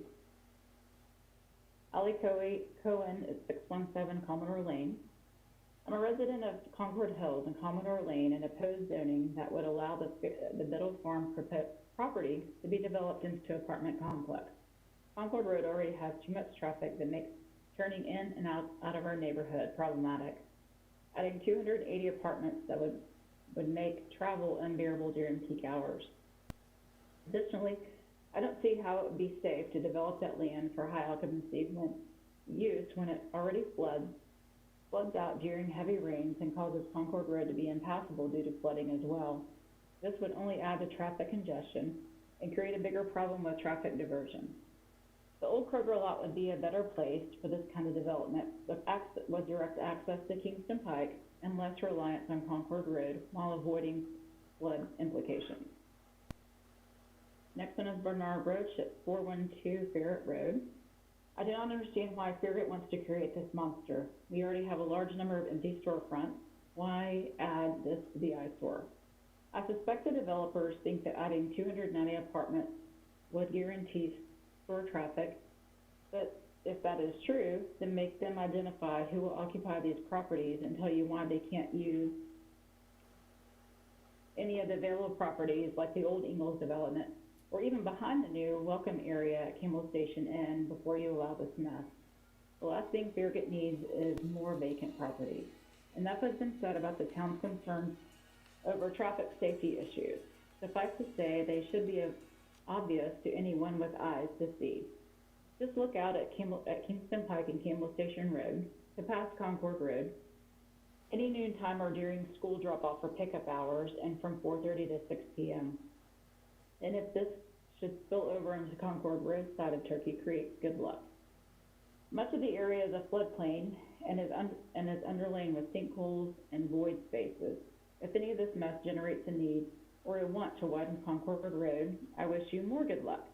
There are two historic cemeteries facing each other just before the entrance to Concord Hills that would prohibit widening any further than that. I stand firmly opposed to this development as proposed. How about a nice park instead? Take your eyes off revenue and direct them towards the citizens of Farragut, please. Our next one is Jill Henry at 10733 Farragut Hills Boulevard. Abide by your own ordinances and stop this from fruition. Carlton and Donna Edmonds at 308 Park Place. We are residents in Park Place subdivision behind the town hall and responding to information sent to our HOA regarding changes to the zoning districts that affect development of land between Park Place and Glen Abbey.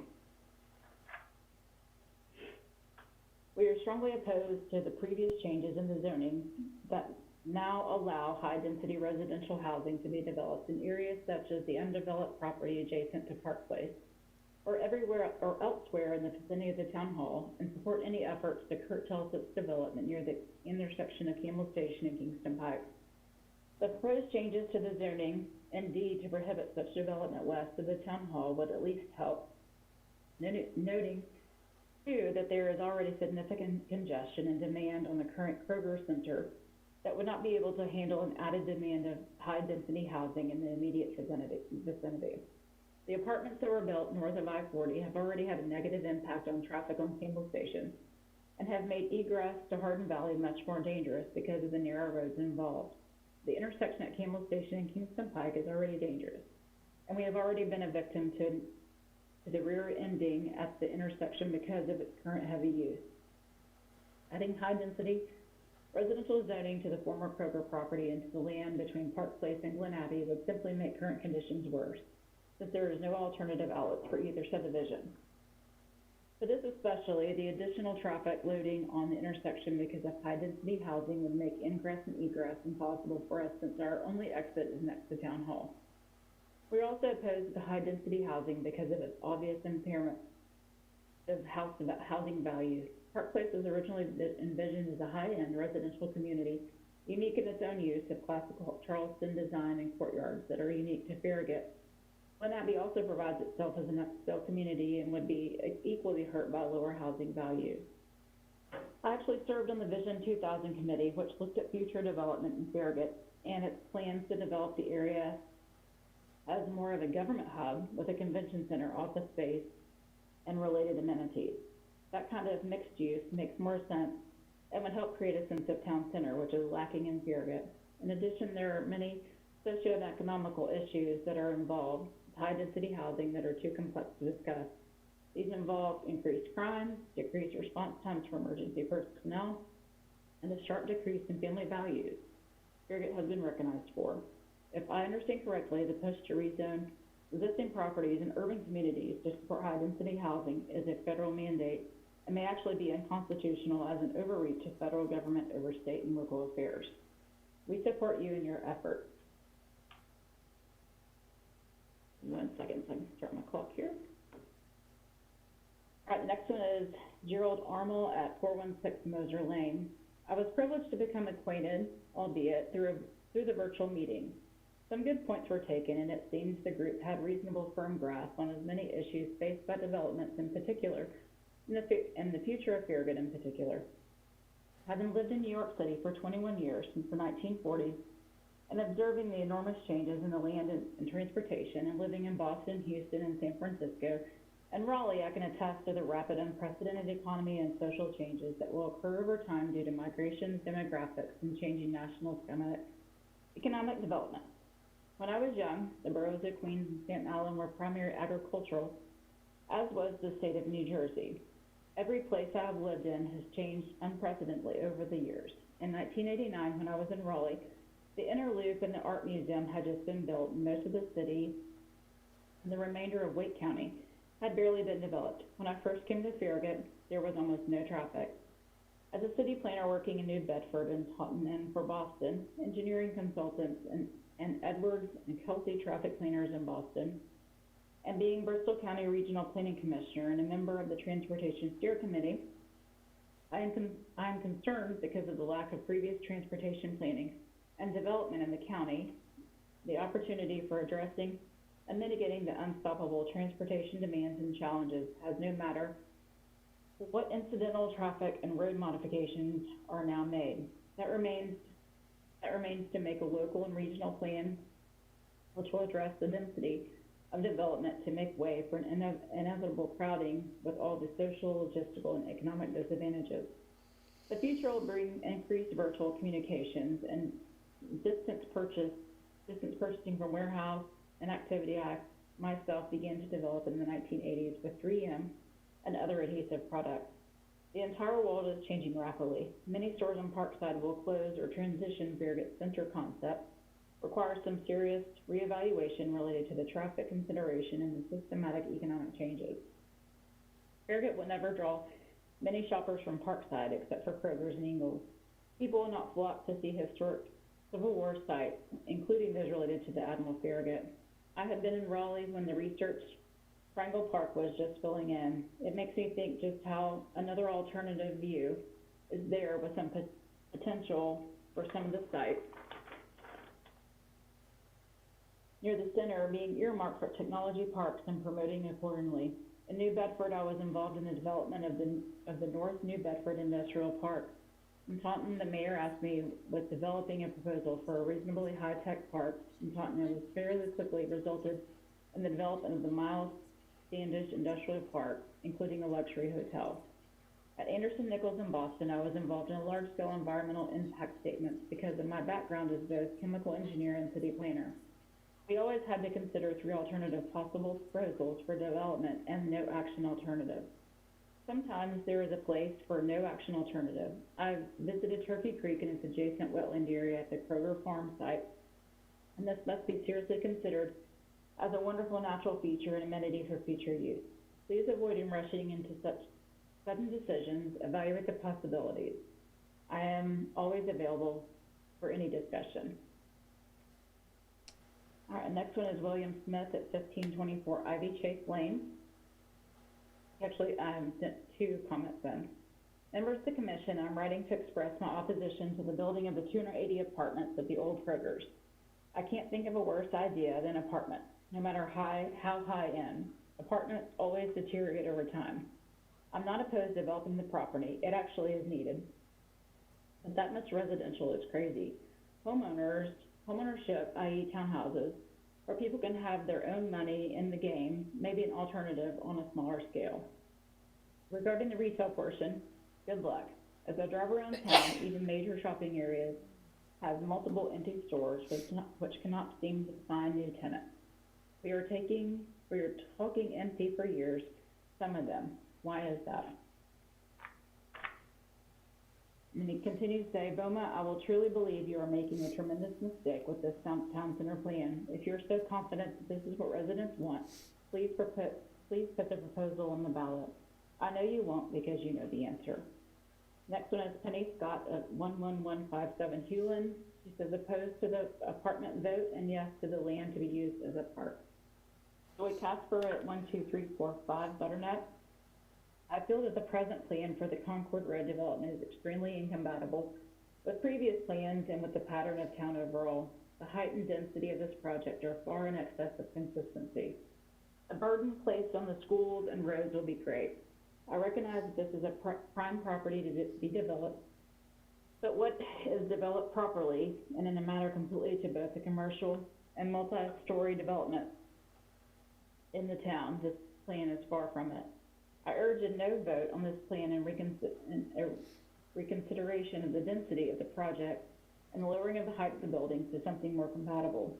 I also hope that there will be a substantial revision of the designs and materials used in the building to reflect a more long-lasting quality appearance for the future. Our next one is Victoria. She's at 701 Hamptons Road Drive. In a previous life, we purchased a home in the 1940s, bedroom community, not too dissimilar in demographic from the town of Farragut. For at least 30 years prior to our home purchase, the city had considered proposal after proposal to develop a mixed-use town center, destination development at a major intersection that would serve the city residents and attract others for dining and shopping. Proposal after proposal failed because of the unusual NIMBY, traffic, crowded schools, and crime. Over the 16 years we lived in that city, communities around us planned and built town centers while our city dragged its feet over the Trinity. The town center concept eventually gave way to a planned opportunity area, POA, that is parcels that were built out piecemeal and with little to no walkability between them. 44 years since the town center idea was first pitched to the city and the patchwork of POAs and have become a cut through for others on their way to walkable and accessible town centers. One POA in particular, the proposed development in 2007 of a 250-unit mixed-use luxury apartment complex drew extensive criticism for the assumed crowded schools and increased crime. We soft-landed in our former city last summer after nearly decades overseas, typically renting an apartment in that same complex. The student ratio per dwelling unit data that complex ranges from 0.4 to 0.56, depending on the year, and contributes approximately 8% of the total pre-K to 12 year student population in the high desirable and certified IB school system. Increased crime, the lot upon which the mixed-use apartment complex and adjacent trail was usually there, where the wealthy, privileged brats from the city would go for underage drinking and to purchase their drugs. The adjacent trail, now free of drug dealers, provided me and our dog and so many others a space to enjoy the morning walk. Traffic, no need to get into the car unless we desired. We were blessed to be able to walk to the grocer and to the diversity of restaurants and shops that now surround the apartment complex. The Farragut CLUP is being discussed to death on social media, the next door site, and even in my own Concord Hills neighborhood with a flyer containing information illegally stuffed into our post boxes. Much of the commentary, unfortunately, is speculative and factually untrue. Some of the commentary is outright uncharitable as well. A member of my own development remarked, if you can't afford to buy a home in Farragut, then you should live somewhere else. That comment begs the question, what if one can afford to purchase a home in Farragut but does not want to? We moved to Farragut 1 year ago as empty nesters. Quite simply, our priorities are no longer a large home with an expansive yard. A luxury apartment in a welcomable environment with shopping and dining would have been ideal. Overseas, we own one vehicle and a Vespa. I would not dream of driving a Vespa along the soulless beast, Kingston Pike, out of fear for my life. Concord Road and Campbell Station Road are not much better, thanks to the lack of speed tempo enforcement, but to think about hopping on a Vespa over to the town center makes me hopeful. In summary, bedroom communities have their day. They need to evolve lest they become irreverent pass-throughs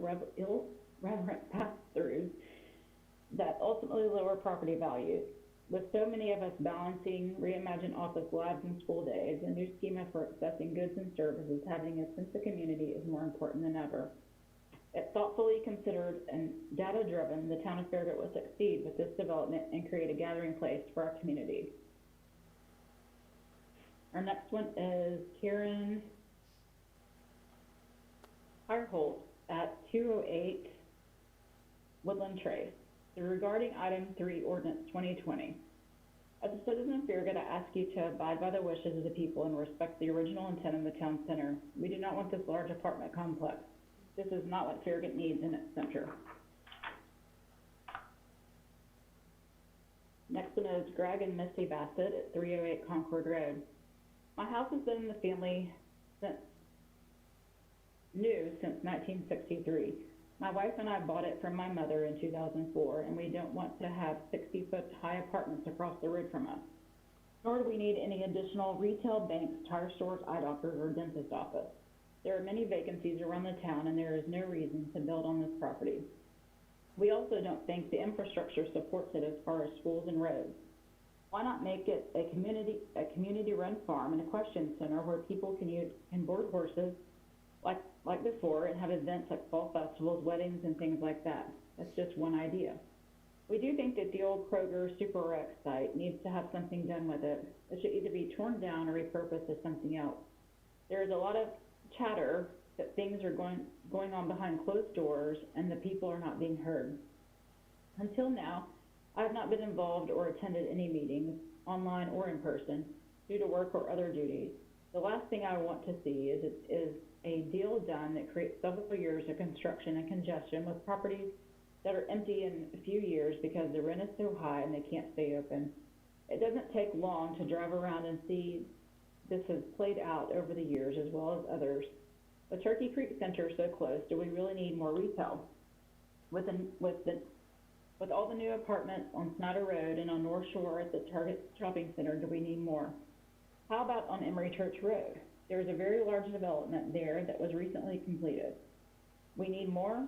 Let's not make the hasty deals with what happens or is approved just in order to grow the tax base or fatten the pockets of some special interests. We had a simple sidewalk added down Concord Road that, if I remember correctly, it took 2 or 3 years to complete. Yes, we do like the sidewalk, and it has been good for the town of Farragut. However, we are not excited by any means to see this construction start again. Just across from our property is a field that floods when rains come, and it should be considered flood area and not built on anyway. We have seen a plan of the site in the Farragut Press, but it was so small we couldn't make out many details. I will be coming to the town to inquire more about the project in a day or so. Thank you. The next one is Hal Atkins at 10901 Lookout Point. I would like to offer a comment in respect to item 3 on the agenda for Thursday's BOMA meeting. I have read the proposed amended text and am in total disagreement with it. It is very obvious that the intent is to change the CLUP to enable the construction of a standalone multi-dwelling apartment complex that would seem to violate the vision and concept crafted by the original framers of the CLUP. I do not think that anyone would object to the idea of creating a town center with a quaint, tasteful architecture with shops and condo-style residences above the shops. But the idea of high-density apartment-style residence in the strip mall shopping center complexes paint an entirely different picture. I have no objection to town planning and the need for growth. However, the planning process should embrace the ideas and sentiments of Farragut residents. I certainly do not believe that any that just any growth is good growth, and one does not have to look too far to see the consequences of ill-conceived city planning. Over the years, Farragut has been an attractive place for families to settle, as it is strategically located to surrounding municipalities, but suffers from none of the disadvantages. In fact, many of our residents have chosen to commute long distances to work or school every day in order to live in Farragut. Over the years, our elected BOMA have always acted to preserve the unique character of our community. I hope this tradition can continue with our current elected officials. I'm concerned that there are many other Farragut residents that share my opinion. Here is my concern of what could happen should the amended language be approved. Instead of attractive, architecturally themed design, 2-level buildings with shops on the ground levels and condos on the second level, the shopping will become strip malls and possibly big box stores, while the residential will be a high-density, unattractive apartments with no aesthetic appeal and outside parking. I've heard rumors that 290 apartments and 4-story, 60-foot high buildings could be constructed in a separate apartment complex on the site with parking for 500 vehicles. This does not seem to me to fit the definition of mixed use. Some questions have also been raised concerning whether the Biddle Farm site is suitable for this type of development. It is alleged that there are sinkholes, caverns, and underground streams on that property. My wife and I have witnessed firsthand that property underwater after a downpour. Now, apart from these concerns, the impact of significant influx of personnel and vehicles on Concord Road, Kingston Pike, and Campbell Station will be devastating. The residents of Concord Hills will be the most affected by this. There is only one exit out of this subdivision, and that is via Farragut Hills Boulevard. And the 330 Concord Hills residents have trouble now getting out of the subdivision due to traffic on Concord Road. All the development along North Shore Drive in recent years has already increased the density of the traffic on Concord Road to the point that it is difficult to safely make a left-hand turn out of the subdivision, and at times it's impossible due to a backup of traffic at the light where Campbell Station intersects with Concord Road. And coming home can be equally as challenging. In late afternoon, rather than wait in the long line through numerous traffic light cycles, we often have to keep driving west to Campbell Station Road and circle back to Concord Road from the southern direction to be able to enter our subdivision. Residents of other neighborhoods that use Concord Road as a primary arterial face similar difficulties. In closing, I would like to reiterate the plea I made in a previous communication to the BOMA. Please do not forge ahead with this amended language, which will open the door for unwanted rezoning. Once the apartment complex is built, it cannot be unbuilt. And this is also provides a precedent over similar zoning quests to follow. This well could be the beginning of the end of Farragut as we all know and love it. Please don't let this happen. The whole idea of the CLUP is to protect the vision and character of the town. And what if, after being built, many of the retail shops remain empty? As I said before, I fully support growth and development, but it should be consistent with maintaining the character and vision of the town of Farragut and its residents know, love, and depend on. I appreciate your service and have confidence that you will listen to your constituents and oppose the proposed amendment. Thank you. Our next one is Gerald Hammer. Start my clock again. At 11137 Windward Drive. Okay, I have received the CLUP for the October 8th Farragut Mayor and Aldermen meeting, in addition to the board meeting minutes from September 24th. I'm writing as a longtime Farragut resident to express concerns and offer possible solutions to the proposed CLUP to be discussed at tomorrow's meeting. I'm in favor of developing currently underutilized properties similar to those proposed for the town center district. However, the risk and benefits need to be quantifiable, with the benefits largely outweighing the risk and the risk mitigated to ensure continued good quality for the life of the residents of Farragut and the town of Farragut as a whole. While the CLUP is a visionary working document and changes are being reviewed, a few additional items should be considered. The changes below, in my opinion, would strengthen the vision for residents of the town of Farragut. I appreciate the need to develop the unused property and that a certain population density is needed to support the planned businesses, additional high-density apartments should not ever be considered for the town of Farragut for the following reasons. One, a close-by comparable city to Farragut is Brentwood, Tennessee. Historically, Brentwood has not allowed high-density apartments for rent. They have within the last year added high-end condos for sale and a set of high-end apartments. Each were added to existing successful shopping and business areas. I do not think we can argue with the success Brentwood community is having. Brentwood housing and property values are continuing to grow, and that is what we in Farragut should do for our homeowners and businesses. We must demand a better solution for the citizens in town of Farragut, other than high-density apartments and associated concerns solely based upon bias of property developers. Two, the current traffic flow between Kingston Pike, Concord Road, South Campbell Station, and Brooklawn Street is already strained, especially during rush hours. These roads feed directly into all three Farragut schools. Currently, traffic backs up from the schools to North Shore in the morning. The current infrastructure cannot support the 300 to 600 cars from the apartments, not to mention traffic for businesses. A traffic analysis should be performed to ensure that all changes to the community have adequate mitigation so as not to worsen existing issues. Number three, use of area by non-residents. One of the reasons the planned areas in Brentwood and Chattanooga's North Shore have been so successful is that the areas are high-end and safe. So people come from all over the city to come to these shops and restaurants. They have boutique shops, major retailers like REI, Nordstrom Rack, Whole Foods, salons, and non-chain restaurants, pubs, and pubs within walking distance.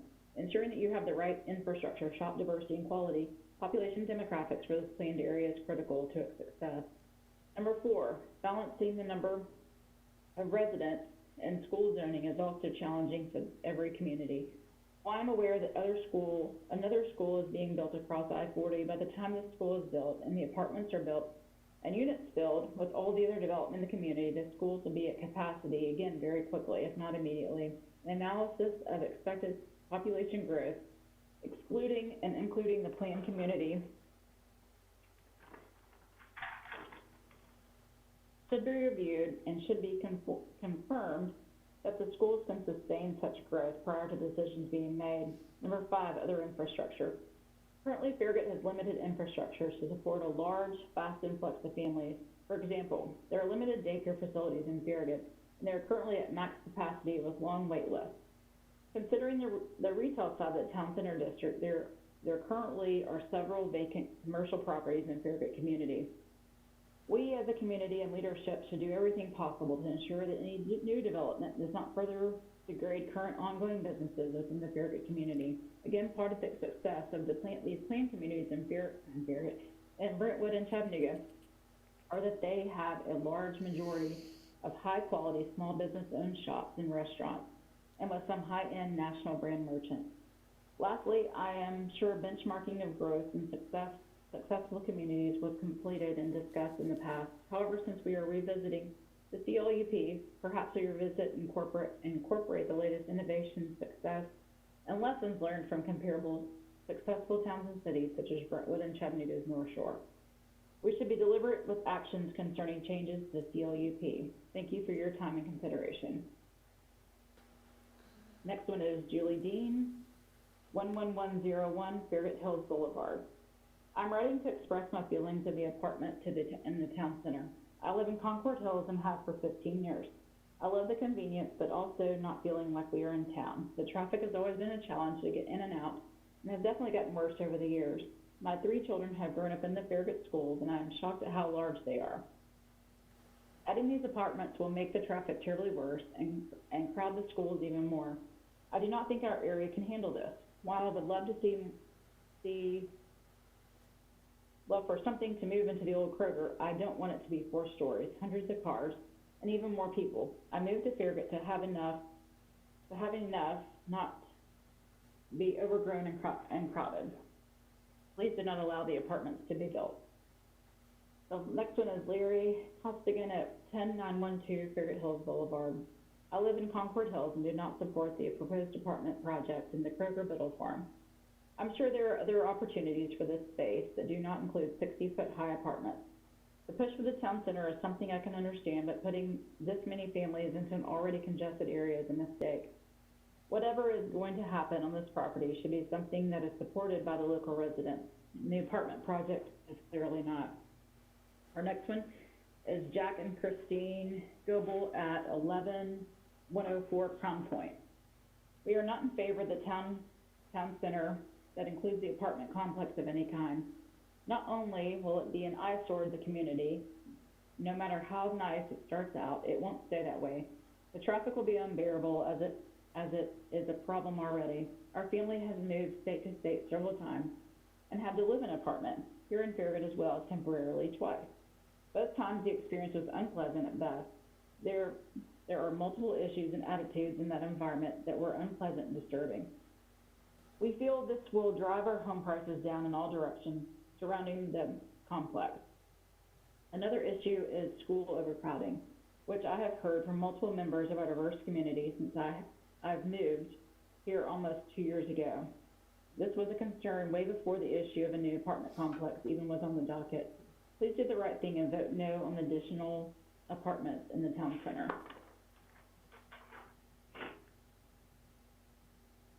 Our next one is Lauren LaRusso at 11028 Wasola Drive.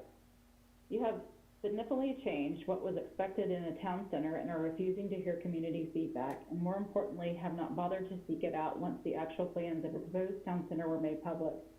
I want a town center that I believe the majority of the town residents would like to. However, I do not want the town center if it includes 280 unit apartment complex that will be 4 stories high. The additional traffic this would cause in the middle of the most congested intersections in our area would be a major negative impact. We moved to the Farragut for the community, the intentional of the economic growth and development. We are different than other towns in that we put careful thought into our town's growth and positive or negative impact it will have. However, in regard to this issue, we have been bulldozed into moving irrationally and not hearing the voices of the constituents. Make the town center a place of community, a place for Farragut residents to reinvest in the future. There is so much potential for growth, development, and revenue for the town, but adding apartments is not the answer. Thank you for your concern. Thank you for hearing our concern. Cindy and Julian Castor at 10928 Farragut Hills Boulevard. We have lived in Farragut since 1988 in the Concord Hills subdivision. There have been many changes in the town since that time. Some are good, some are not so good. We write today to say we are very much opposed to the current concept of the town center for Farragut. The reasons for our opposition are this. 1, the impact of vehicular traffic volume and flow have not been adequately done. I challenge you to go down to the corner of Kingston Pike and Concord Road between 8 and 9 a.m. during a typical work weekday. Even considering the reduction in traffic because of the pandemic, you will quickly see a jam up of cars attempting to negotiate a series of lights and other vehicles along the school buses. The traffic congestion is about to become worse when the project to the northwest corner of Kingston Pike and Campbell Station Road opens. The entrance to this project is too close to the intersection. Evidence once again that a well-done traffic flow study was not done for even this small of a project. Number 2, the proximity to the high school would make traffic flow even more erroneous. Number 3, we agree there needs to be an affordable multi-unit housing in Farragut, but the proposed 4-story, 280-unit complex isn't in the right place. There isn't any bus transportation anywhere near this complex. How are these people going to get to work and school? How many more cars will this complex add to an already stressed traffic system? 4, so far the process for getting input from citizens hasn't been, quite frankly, very transparent. Reading the comments of citizens after a vote is taken is tokenism at best. Do better. We sincerely trust the council and planning group to continue to look at and seriously consider the public input on the impact of the proposed town center, and will arrive at a better solution than they have in front of them today. Our next one is John Mann. He's the president of Glen Abbey HOA. As the president of the Glen Abbey HOA, I represent 141 homes in the 22-year-old subdivision that borders the Eddy Ford property. We support amending the comprehensive land use plan to resist high-density residential where it is not suitable. We are concerned about any wording that promotes or allows future development of high-density housing, including apartments. In addition, we feel there needs to be a conscious plan to construct and maintain aquatic buffer zones the full length of Glen Abbey subdivision from Municipal Center Drive all the way back to the end of Glen Abbey Boulevard. Finally, the Glen Abbey homeowners are overwhelming concerns about any additional roads and connectors that would enter or exit our subdivision. Thank you for consideration. The next one is Robin Taylor at 11033 Flotilla. In addition to the apartments, the proposed town center is very concerning considering the already congested traffic we have on Kingston Pike, Concord Road, Lovell, and Campbell Station. As a resident of Concord Hills and Farragut, I have little faith in you as representatives, and if you continue to ignore the concerns of your constituents. I can only assume you are receiving financial gain by continuing to support this initiative against the majority of your constituency. Please remember, it is the community that elects you, and we do it in order so we have representatives of our interests. The next one is Hayden Oakley at 11103 Crown Point Drive. Dear Boma, the changes to the plan for the town center area CLUP rezoning quest are not what was envisioned for the town center. We can do better. The apartment complex next to some shops lacks creativity and simply does not fit our town. The location of this high-density housing would cause horrendous issues and be an eyesore. Those opposed to this development are not being listened to. Residents of the town in general are not being heard. It is clear you've already made up your mind. However, that is just not acceptable. You have been elected to represent us, not telling us what is best for us. I strongly encourage any proposal in regards to this town center or connected properties be tabled until the community has the opportunity to be heard. Not with the stealthy meetings and only 100 responses, but a very public process with a survey that has been used in the past. Please represent us and not tell us what is best for us. Thank you. The next one is Alan Fanjoy at 11136 Crown Point. I think David, can you still hear me? Okay. No, I think my earbuds are going down. Hang on. I can hear you. Can you hear me, Allison? Okay, well, I can hear you. Just let me know when you can't hear me. My earbuds gave me a notice that they're getting low. Okay. Oh, well, we hear you. I have 12 pages to go, so we're almost there. All right, the next one is Al Fanjoy at 11136 Crown Point. I oppose the town center issue as above listed. I believe more research as the traffic needs to be done.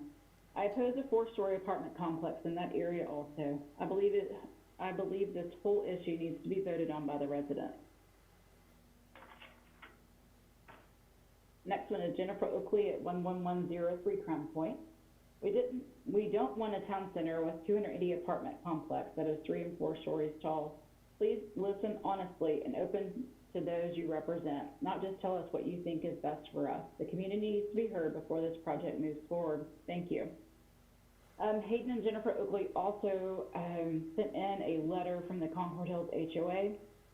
This letter is to inform you that the Concord Hills HOA board voted to formally request that this zoning request be delayed until further review and study. Our primary concern is that the safety and traffic issue would be caused by the high density housing currently proposed. We would ask that a traffic study be done prior to any further advancement of this project and also allow for a further community discussion in regards to the specific proposed development, particularly direct feedback from Concord Hills residents. We only have one entrance and exit onto an already high traffic 2-lane road that cannot be widened at our entrance. Please strongly consider our request as the HOA board of neighborhood with 360 homes. Thank you so much. The next one is Richard Ramada at 11033 Fairgate Hills Boulevard. I've been a resident of Concord Hills for 12 years and have been very pleased with the growth and development of the town of Farragut over the last decade. I feel the action of the town center will have a positive impact on our community. However, I'm strongly opposed to any development along an already congested section of Kingston Pike and Concord Road that includes 4-story high apartment complex. This development obviously has a significant negative impact on the traffic situation in that area. Please take time to review and evaluate other town center development options That did not include such a large apartment complex and will not compound the traffic in an already congested area. Next one, Scott Wilkerson at 10816 Farragut Hills Boulevard. I'm writing in regards to the proposed town center at the Biddle Farms. There is a growing concern that the mixed-use town center would simply become 280 apartments with another big box anchor and a strip mall.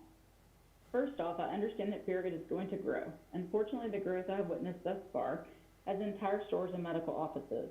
While there are necessary businesses, I do not want Farragut's slogan to be Farragut, the home of all your automotive needs. New additions need to be more diverse: restaurants, small business, retail, etc. At first glance, the Biddle Farms concept plan seems like a wonderful idea. Residential luxury apartments above and mixed-use businesses below, and lots of greenway. Every copy I have been able to find has been an eye chart, but I'd like to quickly express my concerns and recommendations. Number one, the two-lane stretch of Concord Hills Road simply cannot handle more traffic. I think I meant Concord Road. It just can't. There must not be ingress and egress on a two-lane portion of Concord Hills Road. Number two, Farragut Hills school system is busting at the seams. My kid attended third grade in a moldy temporary building that has been there at least 15 years. It was gutted to see more temporary buildings going up in Farragut Primary right in front of his favorite playground. There must be a plan for quality permanent expansion of the Farragut schools funded by the developer, along with the town of Farragut, and deployment of this expansion must be before construction of apartments. Number three, the developer must have at least 80% of the mixed-use commercial space leased before apartments. Once again, Farragut is a wonderful place to live. People want to move here. Not everyone is ready to purchase a single-family home. My gut feeling is that all 280 apartments will be leased within 30 days, but it will take much longer to fill the commercial space. This project needs to be a vibrant town center, not a bunch of apartments above boarded-up commercial space. There needs to be an incentive motivation due to the developer to keep the commercial space filled. Next one is Paul Schuyler at 11114 Crown Point Drive. I fully support the development of the old Kroger region of the Kingston Pike as a town center concept, and I do agree that the mix of retail, commercial, and residential properties in this site offers a more financially viable environment for business owners. However, it is clear that the surrounding infrastructure does not have the capacity to support a proposed development that includes approximately 280 apartments. As a resident of Concord Hills, I routinely confronted with an extremely busy and difficult intersection at Concord Road, the only exit from the subdivision. The additional traffic volume introduced by proposed development will degrade this further and obviously result in a highly dangerous intersection, preventing the ability to practically and safely enter and exit Concord Hills. Please provide the results of the impact analysis for the proposed development and describe the new process that will be implemented to mitigate the effects and the additional properties will introduce to the relevant surrounding infrastructure. Finally, I'm deeply disturbed that the proposed development has deviated substantially from the original proposal. However, no consultation process with Farragut residents has occurred. Please postpone the approval of the proposed development until the consultation process takes place and that due consideration of the views of Farragut residents has been publicly considered. Start my clock for this one.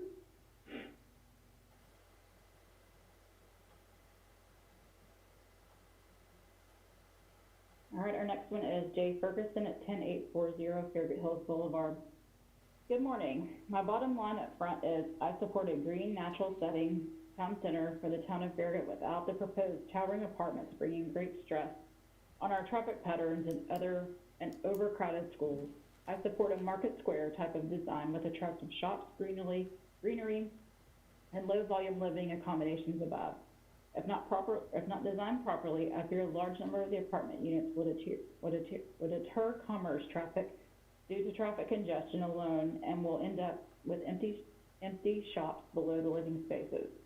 The handling of this drastic change to Farragut is very troubling. I'm a resident of Concord Hills and appears our input along with other concerned town residents is not being properly heard and recorded. How can we as Farragut residents trust our voice is being heard by our elected officials if our voices are not truly heard? From the outside surface, this looks like an ideal inside deal, not taking into consideration the voices of the town. I hope this is not true. I understand there was a survey conducted. I never saw this survey, nor the majority of the residents I hear at local events and see on the various online town forums. Was it conducted by an independent third party? Was it designed to drive responses to the desired direction of the investors, developer, and interest of those who will reap the financial gain? Change is necessary for any town that wants to progress and improve. However, as a civil engineer and professional project manager, change has to look at all the areas concerned and potential impact. Change of this nature and scale must take the input from all stakeholders on the front end. Change can be painful and disruptive, but improperly planned and communicated on the front end, the pain and disruption is much more manageable and acceptable. I support change and beautification of our town. Even the idea of being proposed for Kroger Biddle Farm. But with this change, I would like to understand the plans for the town of Farragut to accommodate the already overcrowded schools and unsafe traffic volumes within this proposed area. Those two items alone, if addressed first, may make this development more acceptable to town residents and ensure the overall experience to those who come to the center will be more memorable and want to return. I understand multiple studies will be part of this process. Are there pre-established limits as to what will be acceptable before the study is finalized? Are there thresholds of what our school and infrastructure can support? I also understand the use of the comprehensive land use plan. The CLUPs are designed the guiding direction in future planning use of a town area. At what point do we conduct a new CLUP and not just propose amendments? By appearance, the proposed change to the CLUP appears financially driven and not driven by the desires of the residents and overall betterment of Farragut. Please know this is not an accusatory message. My intent is to simply voice a concern from a Farragut resident perspective, given the information I have seen. I hold on to the hope that our elected officials are truly planning what is best for the progress of Farragut. Please take the time to do this right sequence and truly reach out and show that you, the elected officials, listen to your town residents and are making decisions based on their input. This town center will have your names on it.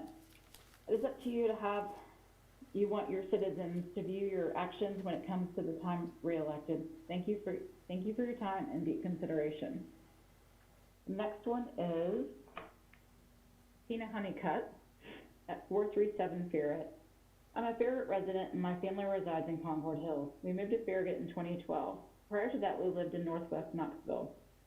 I moved to Farragut for very specific reasons, and that is a very family-oriented historical town. I researched homes in this area and moved here intentionally because I concluded that Farragut was the best place to raise my child.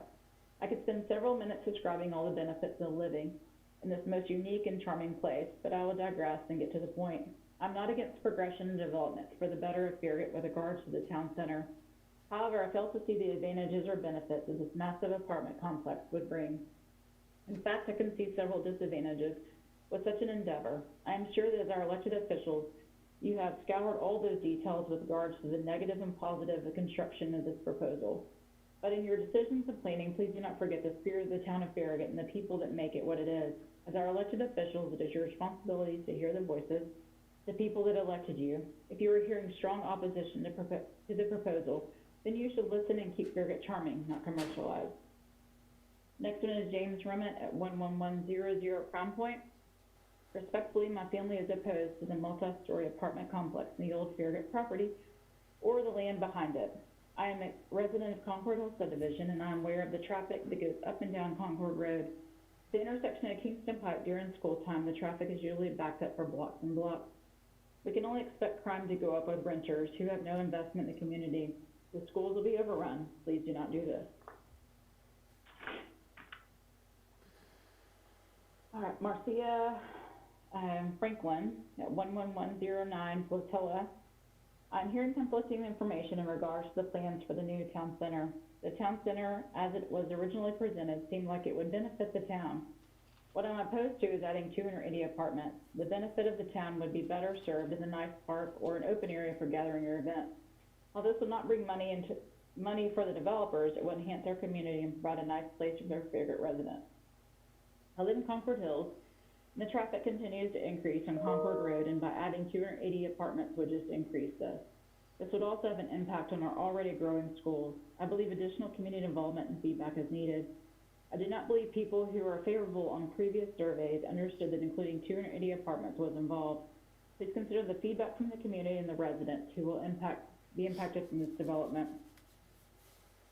Peter LaRusso at 11028 Flotilla, be read into the official record. It is a view of my family and our neighborhood that there have been deviations from the original proposal that have not had the review and input from the community. We have supported the idea of a town center, and the economic benefits is the same. However, the inclusion of 280 apartment complex that will be 4 stories high is not appropriate. The voting public are concerned about, 1, traffic is already crowded area and a major intersection, saturation of schools and the effect of class size and quality, negative effects on community metrics. I ask is for our elected representatives to seek significant community feedback, honest and without bias, instead of dictating the order of their community. Rich Crompton, 11118 Farragut Hills Boulevard. I appreciate the Comprehensive Land Use Plan Steering Committee being reconvened to review the multi-use town center details. The relatively minor changes make the content more efficient, but the core components and the primary goals remain unchanged. The residential density changes are welcome to help avoid several apartment complexes from popping up in the core of Farragut. I also appreciate that the residents are doing research for themselves to understand the CLUP and those avoiding the pitfall of blindly acting on social media headlines, often riddled with speculation and misinformation. Quite a bit of work and community involvement went into the creation and the update of the plan and the vision for the town of Farragut. I'm very much appreciative for those who have volunteered their time and effort over the last 40+ years to design a plan for how the town should evolve over time, and everyone who's helped follow through. What that planning is making the town what it is today. It's where we live, where a lot of our kids get their education, and supports a great quality of life for those with younger families like myself, with the shopping, dining, and recreational options. Thank you. Next one is Mike Mitchell at 716 Brixworth. There has been a great protest about the September 17th Farragut Municipal Planning Commission meeting where the Tennessee Open Meetings Law and the Public Notice Law were ignored. The Farragut Press had a story Wednesday, October 30th here, and he has the link. From the Farragut Press story, Ron Williams replied by an email to a resident's question answering, yes, it was by all means ethical. The agenda did have item 8, which involved amendments to the CLUP as it related to the mixed-use town center. There were no citizen comments sent in for our agenda items. Number 8, Williams stated, that is not true. The subject line for my email on September 17th in the Planning Commission, which I enclosed for proof, was to the issue item number 8 this evening. Many other residents wanted to speak on the issue. What did the Planning Commission do? They ignored Farragut residents and voted to approve a 9-0 and then read their comments in the issue in the Citizens Forum after their comments had no value. The Tennessee Open Meetings Act was violated in the Farragut Municipal Planning Commission September 17th meeting. The cure for that is to send this evening's item B3, Ordinance 2020, back to the Planning Commission so it can be voted on legally according to the laws of the state of Tennessee. The Farragut Comprehensive Land Use Plan states major updates include substantial public outreach to help check that the plan reflects current attitudes. Major updates are defined as one that substantially changes the land use goals and the intent of the plan. The CLUP, page 6. It is clear that these proposed changes on September 17th in the Planning Commission are major and should be discussed with the community just as the town did with the future land use plan updates for the Watt Road corridor and Outlet Drive in recent years. The Planning Commission ignored Farragut law as well as state law. Send this back to the Planning Commission and do this legally. I have warned the town of Farragut in writing 3 times they are violating the Tennessee Open Meetings Law. This may involve a court case against the town of Farragut, the town, if you refuse to stop breaking state law. Next one is Jim Frola at 11108 Flotilla. Do not want the town center if it includes a 280 apartment complex that will be 4 stories high. The additional traffic this will cause in the middle of the most congested intersections of our area would be a major negative impact. All I ask for our elected official representatives to seek significant community feedback, honest without bias, instead of telling us what we want. The feedback needs to be public and significant. This is a transformational and incredibly important development for our town. Our voices need to be heard. I vote in every election. Think. Dr. Jeff Preston, 10167 Ferret Hills Boulevard. Good morning. As a resident of Farragut, I'm very concerned about the town center development. I fully expect the land to be used for a purpose that draws more people to want to live in the town and raise their families here, but I'm adamantly against this development being a 3- and 4-story apartment complex, as has been widely reported. I believe the CLUP would benefit with an open dialogue with town residents first that would accurately identify what options are and could possibly mean with implementation. The previous land use survey did not specify apartments like what are proposed, and I would expect many other residents are as opposed to this concept as I am. This issue is not finalized. I strongly urge town leadership to listen to residents and build a plan that is beneficial to the long-term aims of the town before passing any changes to the CLUP zoning or the issuing of permits. Thank you. Ben and Suzanne Parham at 11008 Callaway Drive. I would like to address the subject of Ordinance 2020. I want a town center, and I believe the majority of town residents likely do too. However, I do not want the town center if it includes 280-unit apartment complex with 4 stories high. I was under the impression the town of Farragut had strict regulations with regard to how high a building could be and signage and occupancy. This is why we chose Farragut, not any other area of the city with equal or better schools and property values. In addition, the additional traffic that would cause in the middle of the most congested intersections in our area would be a major negative impact. I'm an educator and feel this would impact our Farragut schools at a great disadvantage as they already are overcrowded and underfunded compared to the rest of the county. I realize that old Kroger is an eyesore to the community, but there are better uses than the 280 apartment complex. Please represent the voters' interests rather than the builder and construction company who apparently has the ear of the elected officials in Farragut. All I ask is that all our elected representatives seek significant community feedback, honest and without bias, instead of telling us what we want and need. The last one, I'm sorry, not the last one. Mark O'Donnell at 11044 Crosswinds. Says, my email is in opposition to the changes to the CLUP that opens the possibility to zoning changes allowing the potential of high-density, multi-story apartment buildings to be built in old Kroger property located across from Concord Hills and adjacent to residential subdivisions. I will start by introducing myself, my primary concerns and thoughts, and attached documentation for you to ponder as you continue to manage the growth of the town of Farragut for all residents. I can get wordy when addressing these types of issues, and when I try to be concise, I can be perceived as coming off a bit harsh. If this seems to be the case here, that is not my intention, but after reading through the information available to me, I believe a straightforward approach to this manner is required. My goal here is to make a plea for the Board of Mayor and Aldermen to listen to the common thread the cases made from your residents who are voicing their concerns against the current proposed development of the old Kroger and Biddle farms. I believe that this is the case. They are acting as good stewards of the land and attempting to preserve the draw to this fine town. 1. My name is Mark O'Connell and I live at 11044 Crosswinds, and I relocated my family from California for the express purpose of change in lifestyle. 2. The intersection of Concord overtaxed. During certain days of the week and certain hours of the day, you can't make a left turn from Ferret Hills Boulevard onto Concord Road. No reasonable human being could stand the intersection of Farragut Hills Boulevard and Concord Road across from the Pleasant Forest Cemetery and conclude anything otherwise or make the case of this segment of road, farm road, 2-lane undivided, zero shoulder and blind spot galore, can efficiently handle even one more car added to its over ebb and flow at peak times.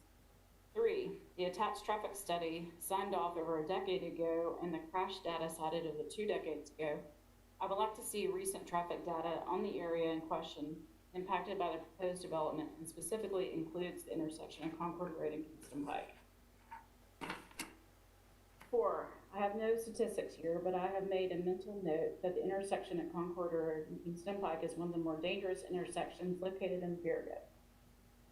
I've seen more evidence of accidents where there at any other intersections in Farragut. Most often, the evidence lies in the eastbound lane at the southeast corner of the intersection.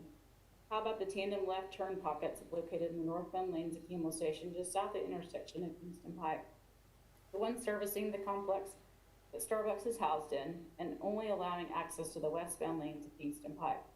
No need to have traffic study to see what's going to pose problems in the future, but I'm sure a new traffic study would confirm that. 5, my parents are in their 80s and like to catch a piece of the outdoors and sit down meal.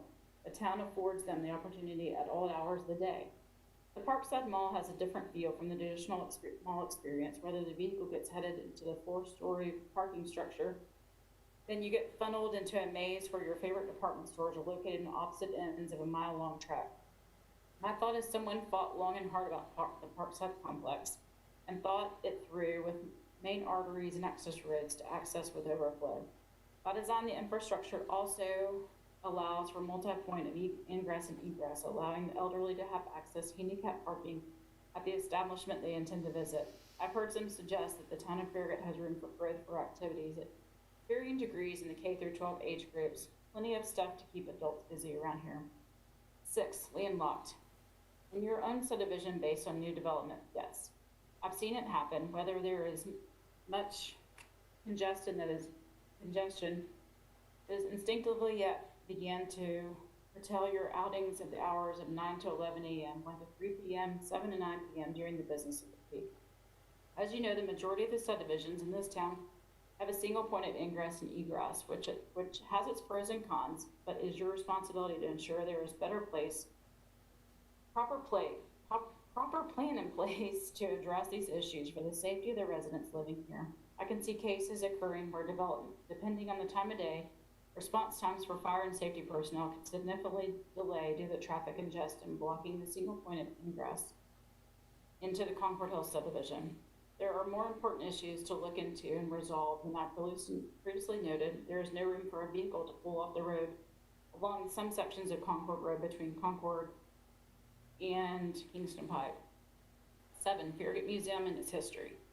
It's nice to be able to actually see the pockets of terrain and landscape that highlighted in the Farragut Museum in its natural state, and as many moons ago.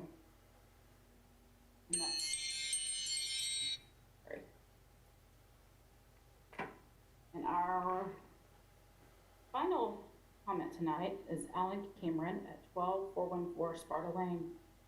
Please vote against the comprehensive land use plan, which will allow the development of the 280 apartments to be built in the middle farm property.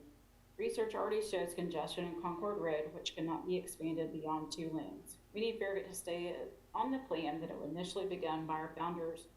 The residents of Farragut need to maintain a quality of life not available in many cities. I request you do not approve Ordinance 2020, an ordinance to amend the text of the Comprehensive Land Use Plan. As a town resident, I would like to see the town center with shops and restaurants and a park next door. This would greatly benefit our residential living experience. Please do not allow high-density living structures in Farragut. And that concludes our citizen comments.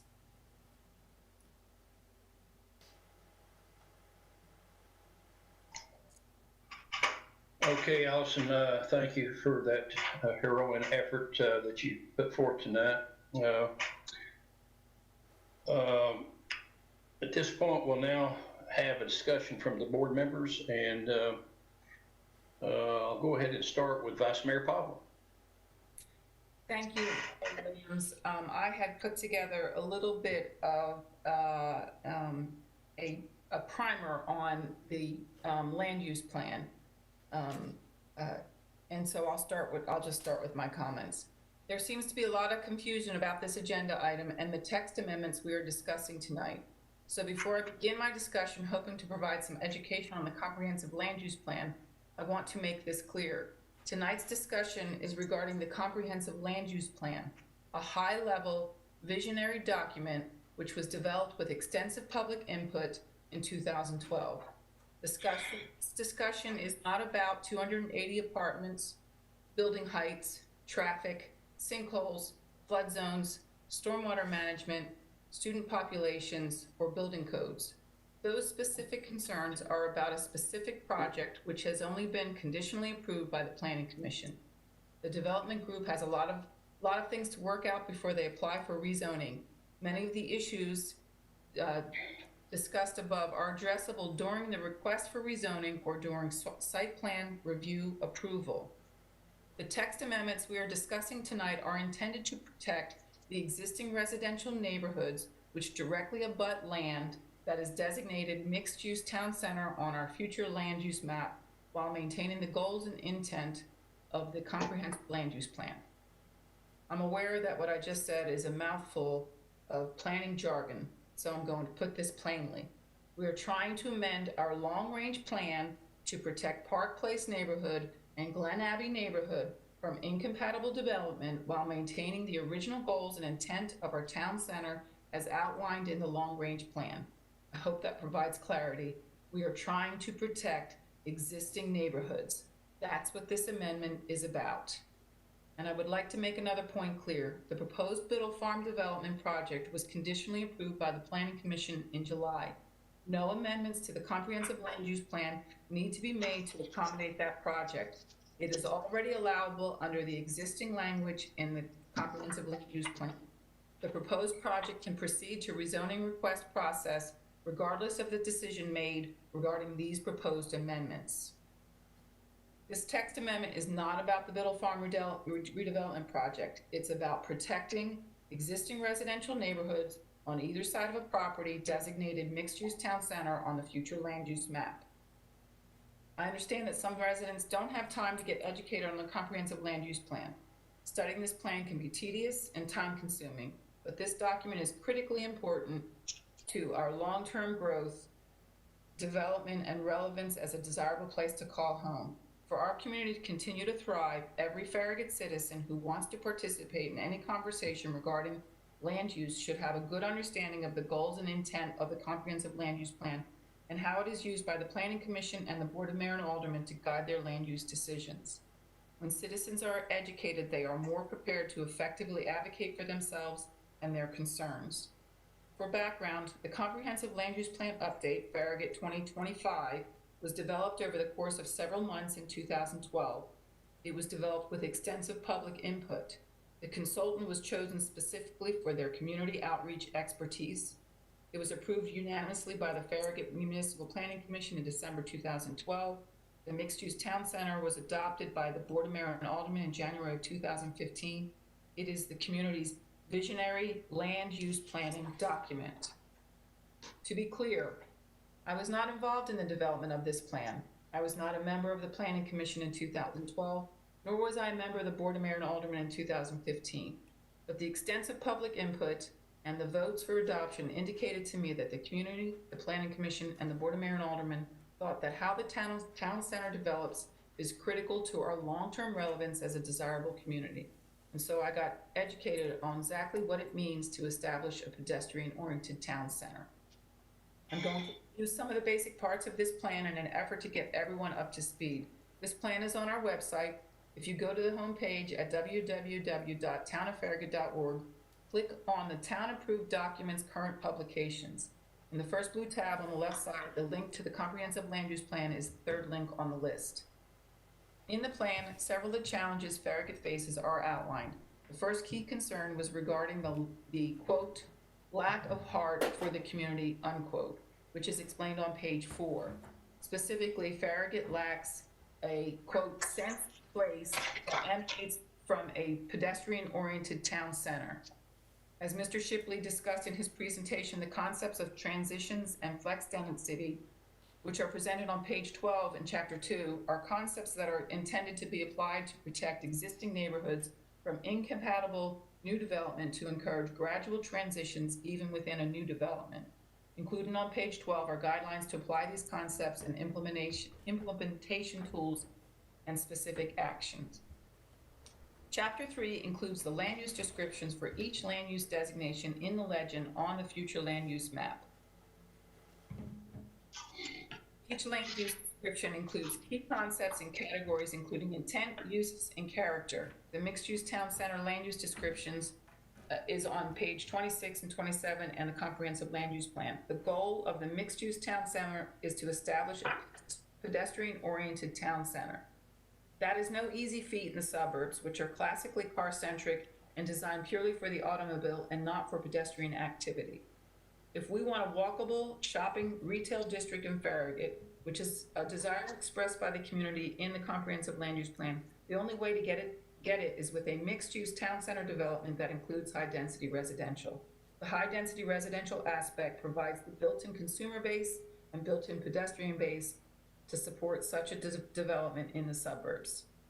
In the existing uses language, the second bullet point indicates that the substantial residential use is envisioned to be primarily multifamily residence. Specifically, the bullet point reads as follows: substantial residential use, primarily multifamily residences, but some attached units, townhomes, duplexes, for transitions to adjacent single-family neighborhoods. Regarding the amendments, I thought the staff did an excellent job of providing amended language that more succinctly expressed the intent, uses, and character of the description for the mixed-use town center. In the proposed amended language, the mix of residential types are envisioned to be appropriate to the context and surrounding plan of development. Also, the concepts of transition and flex density are included to protect the existing residential neighborhoods. I requested some different language with regard to the mixed-use town center development, which the Planning Commission agreed with. Specifically, multifamily or high-density residential is restricted only to be part of a mixed-use town center development plan where it serves the strategic purpose of providing a consumer and pedestrian base for the retail aspect. Additionally, there is envisioned to be only one mixed-use town center development located in this area bound by South Campbell Station Road, Concord Road, and Kingston Pike, because that is where existing shopping center is located, which provides walkable aspects. So the decision for this body to make is this: if you believe the goals and intent of the mixed-use town center have been preserved and are not compromised with these amendments, then you should feel comfortable voting for these text amendments. But if you feel the goals and intent of the mixed-use town center as envisioned in the comprehensive land use plan have been compromised, then you need to vote no and leave the existing language in place. And that's all I have. May I go next? Yes, I guess so. Ron, you can go ahead and go next. Okay, I'll try to be brief. The Planning Commission, first of all, the comprehensive land use plan was approved in 2012. And in 2018, the Planning Commission wanted a steering committee formed to look at the comprehensive land use plan to see if any changes were made, because it stated in the comprehensive land use plan that it should be reviewed and amended as needed to be kept current. So 2 years ago, 2018, the steering committee met for the first time, and over the last 2 years, we've met probably a dozen times. We started out looking at Watt Road and what changes we might want to make there, and then we moved on to Outlet Drive, and then McPhee Road, and then, of course, now we're looking at mixed-use town center. In the beginning, we asked for citizens to participate. We had quite a few in the beginning, especially when we were on Watt Road. We had a lot of the citizens from that area involved. As time has gone on over the last 2 years, people have dropped out and the group has gotten smaller and smaller. We keep posting our meetings. We keep asking for citizen input and for citizens to participate.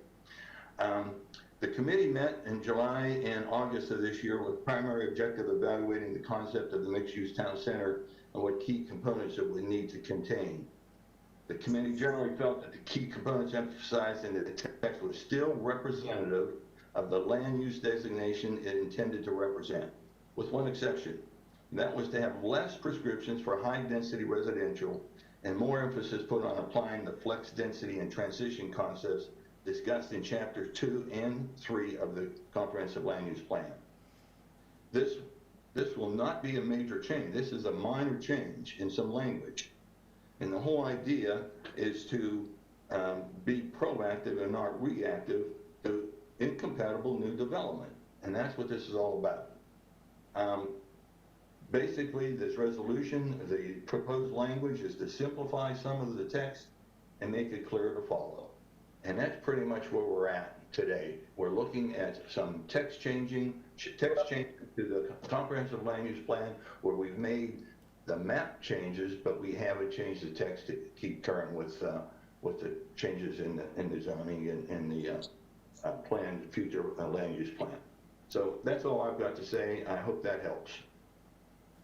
Okay, thank you, Alderman Pinchuk. I guess next we can have Alderman Meyer. Thank you, Mr. Mayor. I just have two questions, and I'll direct them at Mark if he's still on the line. My first one is the current language of the land use plan allow for high-density housing on what we'll call the Brittle Farm, for better, worse, richer, poor, that area? Yes, I mean, anything in the purple area, which part of that is this middle development, that language would, guide. The current language that we have in this place. Yeah, I mean, it would guide the zoning, would ultimately determine the regulatory parameters for whatever develops there. The current language actually would kind of, you could argue that several different parts of the purple area might be candidates for a higher density residential project. So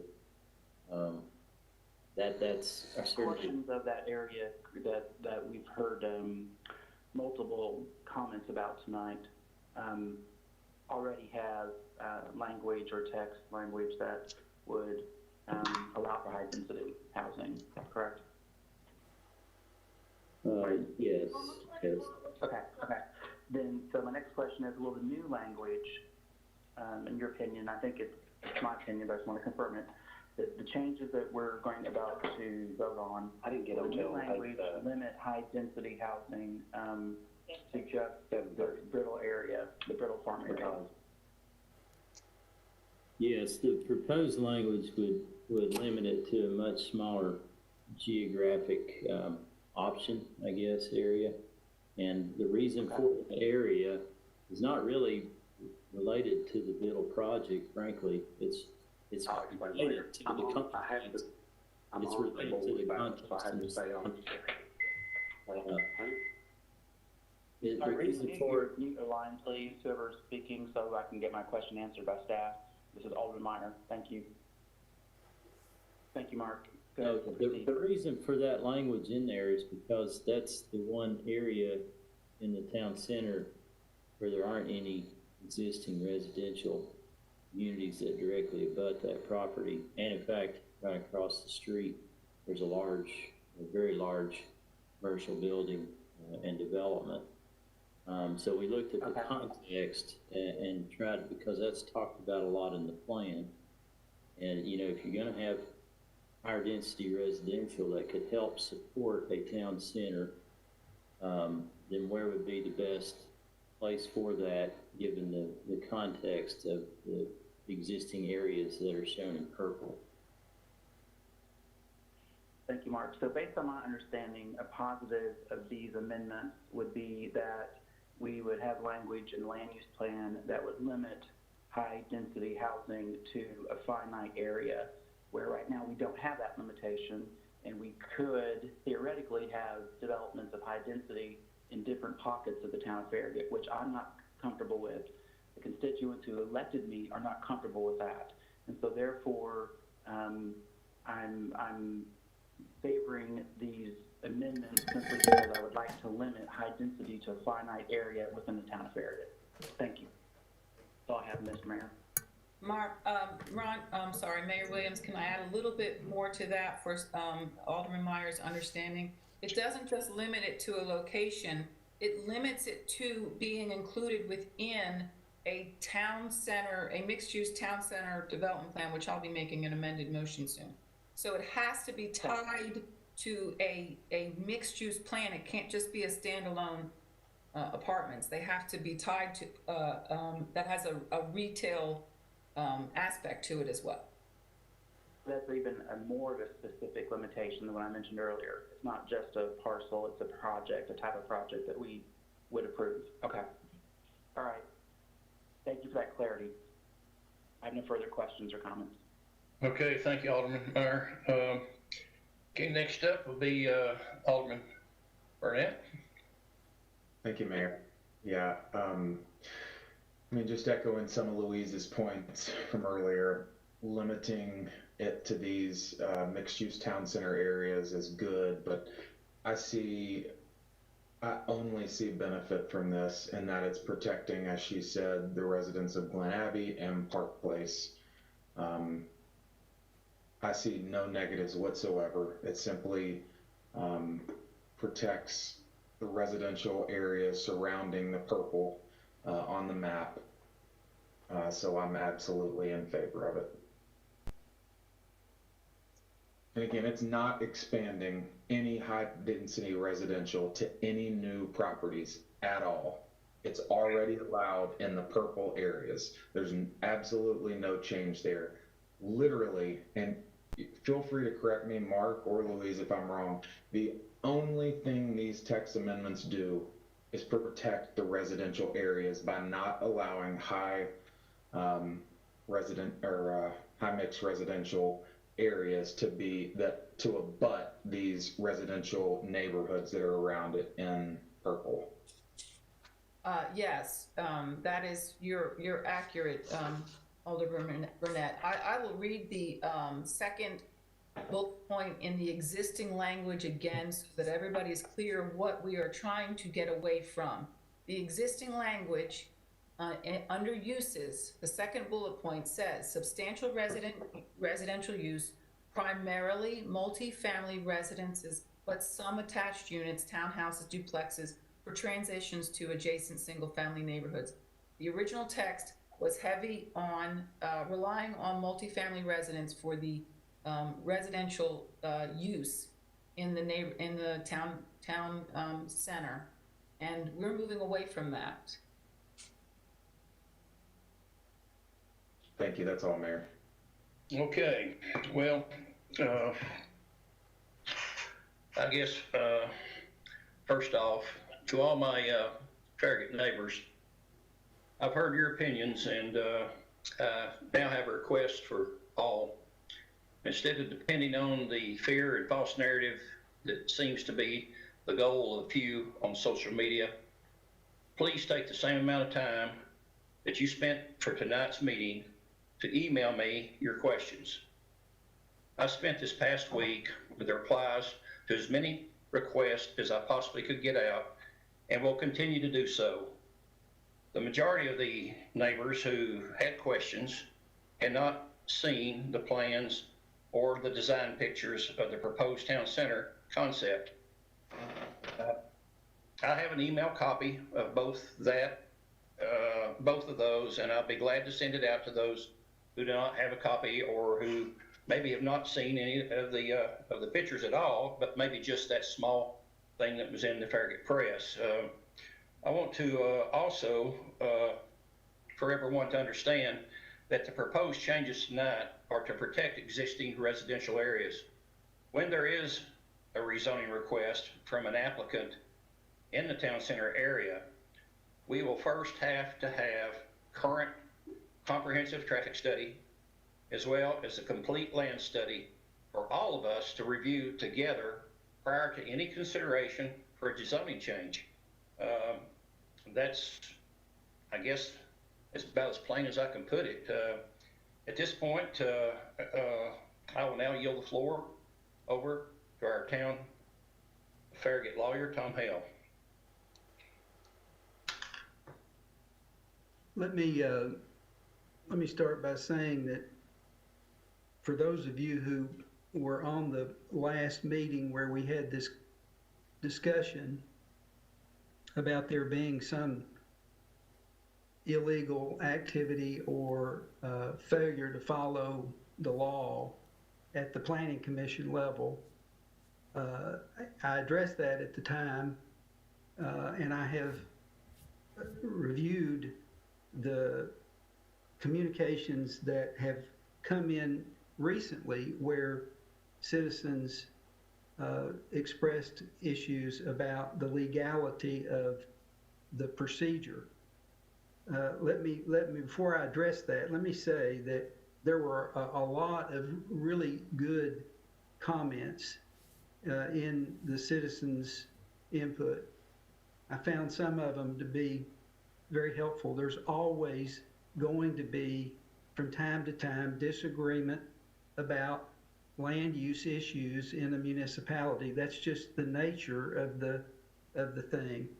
Unfortunately, some residents believe that the town has the luxury of just being arbitrary and capricious in rejecting proposals that people who want to develop in the town propose.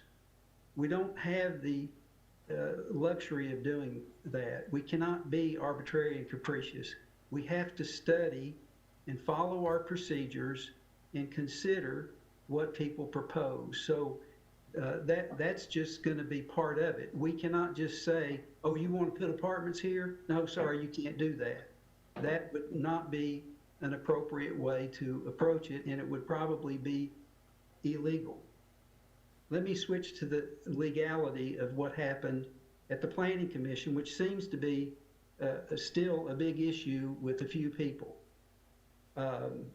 First of all, the Open Meetings Act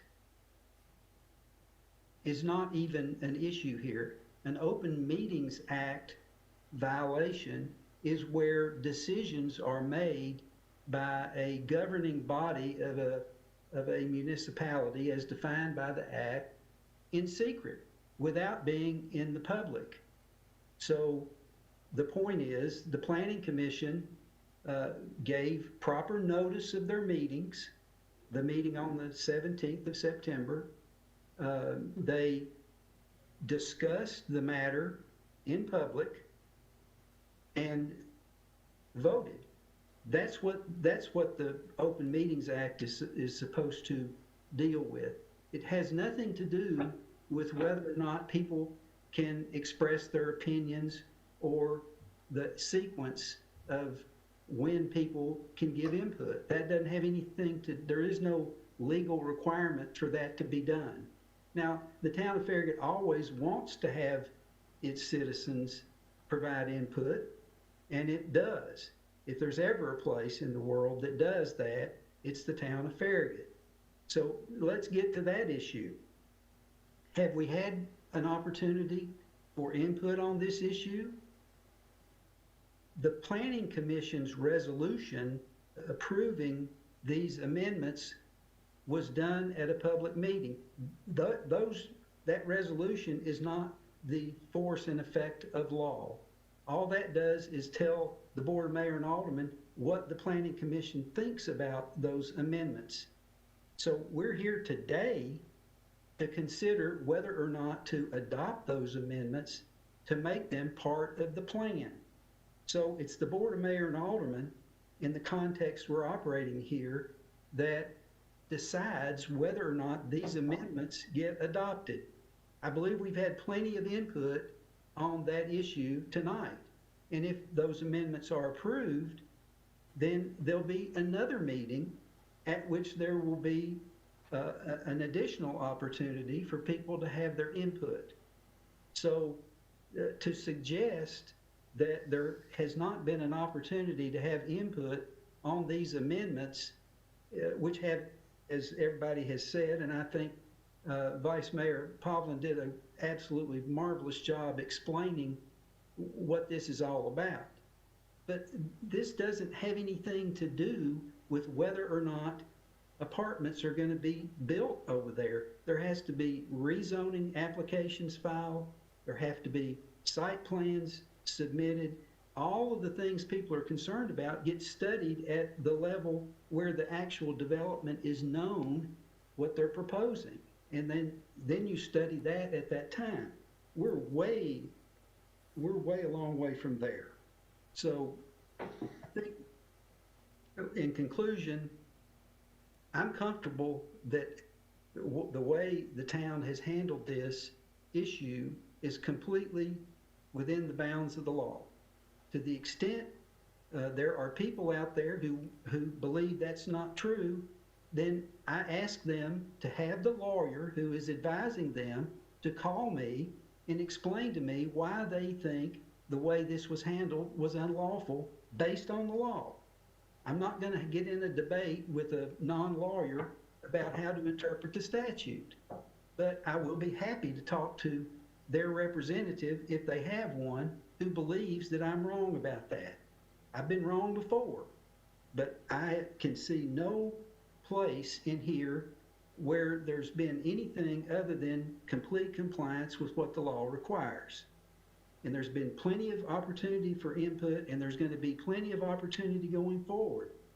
But again, that's not the issue in the issue of whether there's an Open Meetings Act violation or a Public Notice Act. There is no Public Notice Act. I don't know what that is. But there is no violation that has occurred. And I hope we can get out of the name calling and accusations, and let's spend our time studying what's being proposed and coming up with really good solutions for our problems. And let's leave the misinformation out of it. We can't make a good decision until we know what is actually being proposed, and we really don't even have a clear understanding of that, because the developer hasn't submitted fully what they want to do. So please, everybody, just relax and let's be reasonable, logical people and work through this as the town of Farragut has always done in my experience. Thank you. Tom, thank you for that. At this point, if I remember correctly, the vice mayor had an amendment to our to the previous motion that was made. If you want to go ahead. I do. I will tell, before I do that, I'm just gonna let everyone know, I'm gonna try to cull together the email addresses of the people that wrote in tonight to send them the informative emails that I sent out to the group of people from September 17th. I sent them 2 informative emails, one on that explained the difference between the comprehensive land use plan and zoning ordinances, and one that explained the process of how this all works. Because I believe, whether people agree with my conclusions or not, when citizens are educated, they are best able to advocate for their concerns. But they have to understand how the process is working so that they feel comfortable with producing or providing their input. Because tonight we heard a lot about traffic. We heard a lot about things that go with a particular development. We didn't have a lot of input on the land use plan itself. And even if I disagree with someone's point of view, hearing it makes me either have to defend my position or accept theirs. And so anything, when the input is provided, it's helpful. And so I really would like our citizens to be educated. So I'm gonna make a motion to amend the language to insert in the 5th bullet point under uses, insert mixed use in front of town center development, and in the 6th point under uses, insert mixed use in front of town center development. So we can insert that language back into the language to make it clear that's what we're looking for, a mixed use town center development. Alderman Myers, second. Okay. Mark, do you understand that? Yes, sir. Yes, I understand that. You understand that? Okay, then, and we have a amended ordinance to the original, or amended Motion. Motion to the original motion, and in that case, we will need a roll call vote for the amended motion. Alderman Meyer. Alderman Meyer, yes. Alderman Pinchuk. Alderman Pinchuk, yes. Alderman Pavlin. Alderman Pavlin, yes. Alderman Burnett. Alderman Burnett, yes. Mayor Williams. Mayor Williams, yes, and let the record show that the amendment was approved. We now need a roll call vote on the amended ordinance 2020. Alderman Meyer. Alderman Meyer, yes. Alderman Pinchuk. Alderman Pinchuk, yes. Alderman Pavlin. Alderman Pavlin, yes. Alderman Burnett. Alderman Burnett, yes. Mayor Williams. Mayor Williams, yes. Let the record show that the amended ordinance 2020 has been approved on the first reading. Unanimous vote. Next will be ordinance 20-21, an ordinance amending the general fund and insurance fund for the fiscal year 2020-2021. Budget passed by ordinance 20-07. I kind of got distracted. Hang on, sorry. No problem. All right. Okay, so this is for the insurance fund and the general fund. The general fund will be increasing the appropriate expenditures by $19,000. This increase is for the replacement of the community center water source heat pump. The town will be responsible for half of the total cost. This cost will be shared with the Knox County Senior Center. And the second item is the insurance fund will be amended by increasing the expenditures. Currently have 0 expenditures, and we're increasing it to $6,000. This is based on the investment income actuarial assumptions. The plan administrator has advised the town to contribute $6,000 for this fiscal year. And the motion is to approve ordinance 2021 on first reading. Move to approve. Second. Alderman Meyer, second.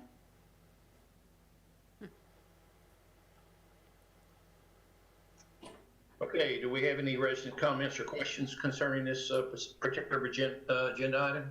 No, sir. None, okay. With discussion, I'll start with Vice Mayor Pavlin. I have none. None? Alderman Pinchuk.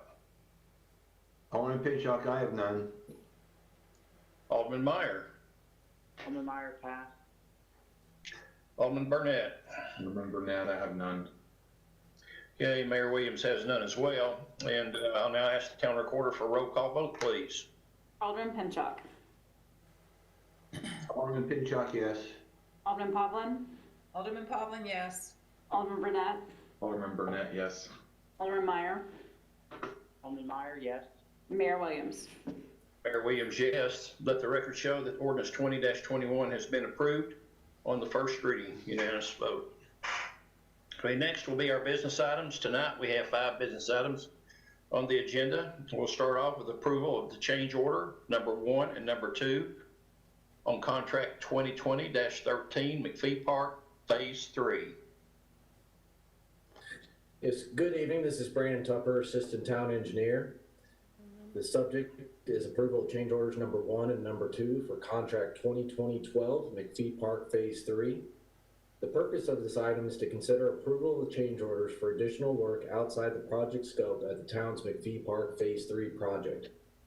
Background: the Board of Mayor and Aldermen awarded contract 2020-12 to Mayor Construction Incorporated on March 12, 2020 for a total lump sum contract price of $7,385,000. The project consists of a major park expansion, including a great lawn, tennis complex, restroom pavilion, entrance roads, and parking. At the time of award, the board authorized staff to approve minor change orders as the project progresses up to a limit of $50,000. Staff requested this authority as a means of providing swifter approval to keep the project moving forward, with the understanding that we would bring these change orders to the board from time to time in order to reset staff's authority to $50,000. Attached are 2 change orders already approved by staff. Change order 1, PCO1 TDEC fees. Tennessee Department of Environment and Conservation, TDEC, requires a construction general permit for any development which involves clearing vegetation of 1 or more acres. The purpose is to ensure adequate engineering and preventative measures are in place to protect Tennessee's natural streams and rivers. Merit has applied for and acquired the permit on behalf of the town. Total cost was $3,000.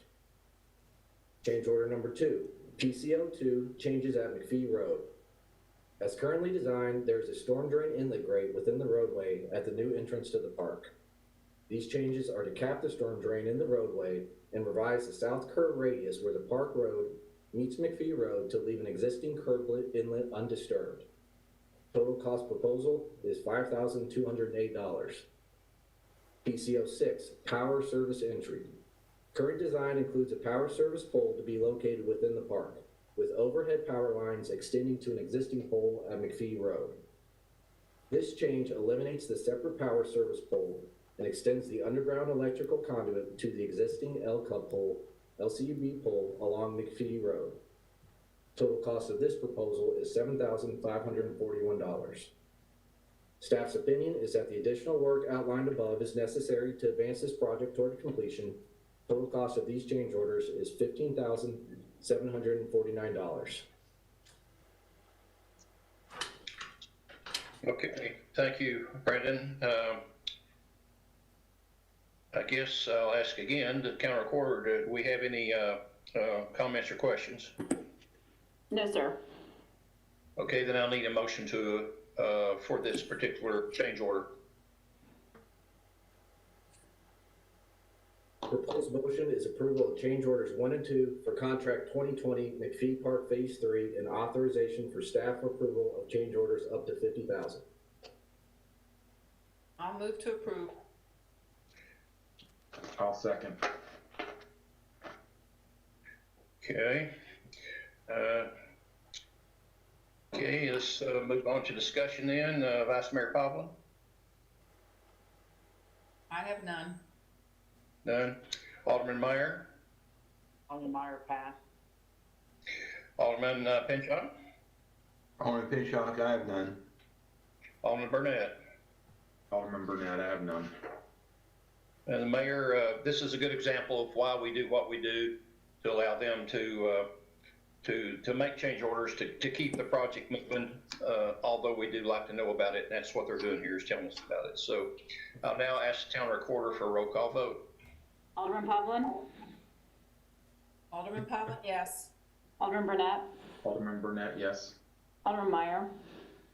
Alderman Meyer, yes. Alderman Pinchot? Alderman Pinchot, yes. Mayor Williams?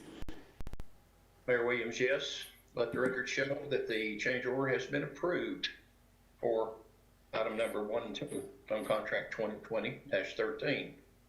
Next will be approval of change order number 4 on contract 2020-12, McPhee Park Phase 3. Introduction. The purpose of this item is to consider approval of change orders for additional work outside the project scope at the town's McPhee Park Phase 3 project. Background: the Board of Mayor and Aldermen awarded contract 2012 to Merit Construction Incorporated on March 12, 2020 for a total lump sum contract price of $7,385,000. The project consists of a major park expansion, including a great lawn, tennis complex, restroom pavilion, entrance roads, and parking. Attached is a change order request for additional work by Merit Construction that was not included in the original contract documents. The following changes requested. Change order 4.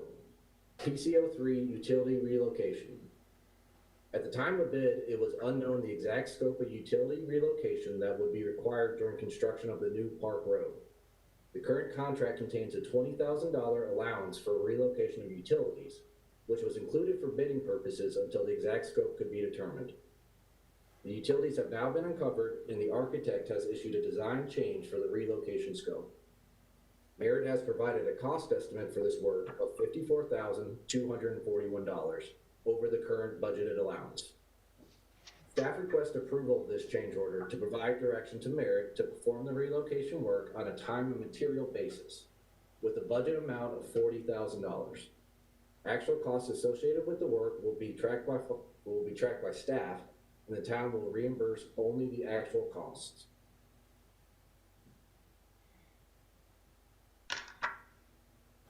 Okay. I like that. I guess I will need a motion on this one now. The proposed motion is approval of change order 4 for contract 2020-12 McPhee Park Phase 3 with a total budget of $40,000. Move for approval. Okay, Ron. Who seconded? Alderman Burnett. Okay. Okay, I'll ask the town recorder, is there any questions or, any, thing from any of the citizens? No, sir. Okay, then discussion, I'll start with Alderman Pinchot. Is there any chances it would be simpler to move the road instead of all utilities? Yes, sir. We did evaluate that when we uncovered the utilities and found that it would be substantially more cost to actually move the road than the utilities themselves. Thank you. Alderman Meyer, Alderman Meyer, pass. Alderman Burnett, I was gonna ask if we could build a bridge over it for any cheaper, but, no comments, I'll pass.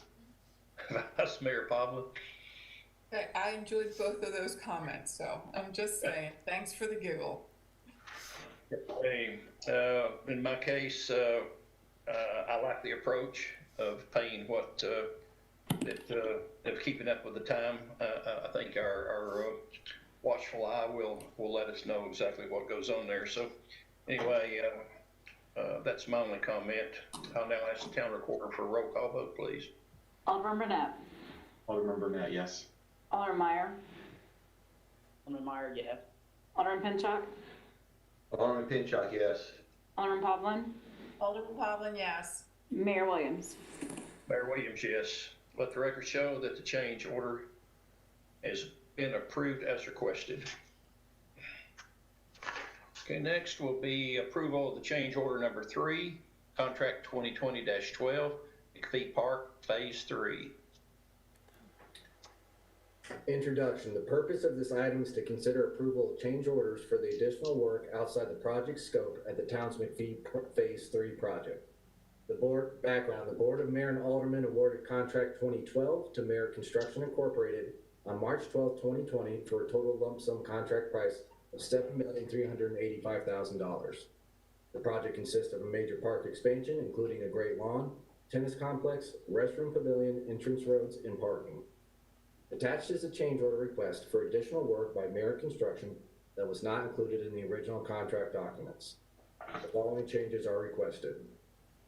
Change order 3, PCO8 basketball court addition and tennis court changes. This change order is to add a basketball court and make minor changes to the tennis courts as described below. Please also see the attached drawing with highlighted selections of the highlighted locations of the proposed changes. Base price, $208,405. This includes addition of 1 asphalt basketball court with sidewalks and landscaping, addition of an indention in the fence line at the north and south ends of the tennis court, addition of 4 concrete pads for spectator seating between the sidewalk and the tennis courts, modification to the shade structures to provide more shade. Add alternative number 1, $9,900. This would be an addition of applied sport court surface to the asphalt basketball court. Add addition number 2, $19,700. This is addition of perimeter enclosure fencing of the basketball court. And add alternate number 3, $94,286. This is addition of sports lighting system, including 4 must-go pole-mounted lights and all associated electrical items. Total cost for this change order with all options would be $332,291.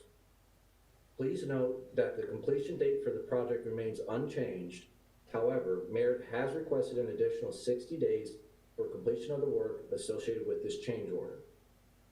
I will add that we have been in negotiations with Merit on the days associated with this, and they have agreed to reduce their request to 45 days. Okay, that's good negotiations. I guess based on our conversation during the workshop, I think we have kind of went over what a proposed counter motion may be on this. Does somebody want to step up and do it? I'll take a stab at it. Make a motion to accept the base bid plus alternate one, the acrylic surface, for $218,000, leaving $141,000 and change in reserves for unforeseen change orders that could pop up between now and the end of the project. I think that would be the motion. We also discussed looking at the lighting at the end if the money is available, as well as the biking running trail in the back of the park. But as far as the motion goes, I believe it would be to accept the base bid plus alternate one, the acrylic surface. Okay. This is Alderman Pinchuk, I'll second it. Okay. I'd like to add to that to make sure, this is with Brandon, make sure that we do have the stubs for the electrical. Okay, we've got a motion and a second. I'll ask the town recorder for any questions from the residents.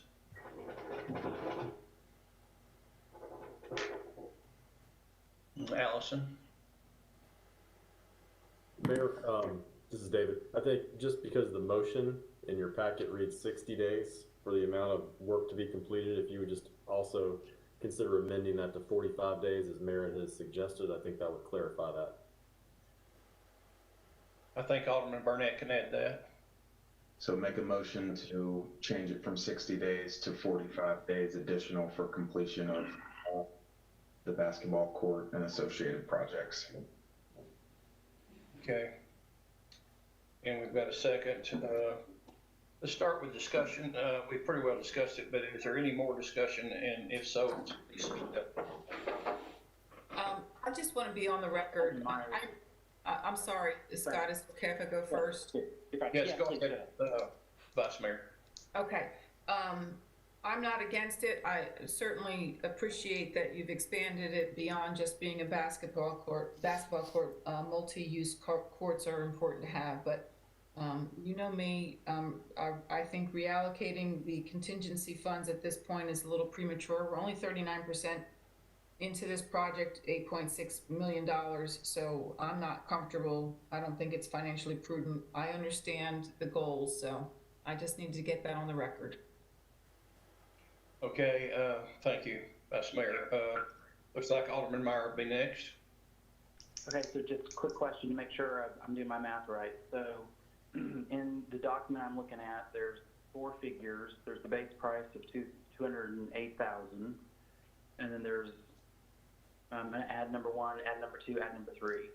So the proposal or the motion is to approve the base price plus the $9,900 for the additional sport court surface. Is that correct? That's correct. Okay, Alderman Burnett says it's correct. Okay. So as I mentioned earlier, I appreciate the fact that we're being creative and trying to make the use of this court multi-purpose, and it makes it more palatable.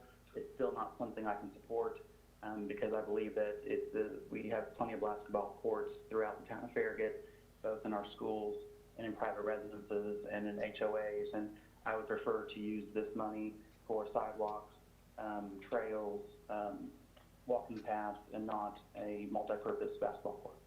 Thank you. Okay, Alderman Pinchuk.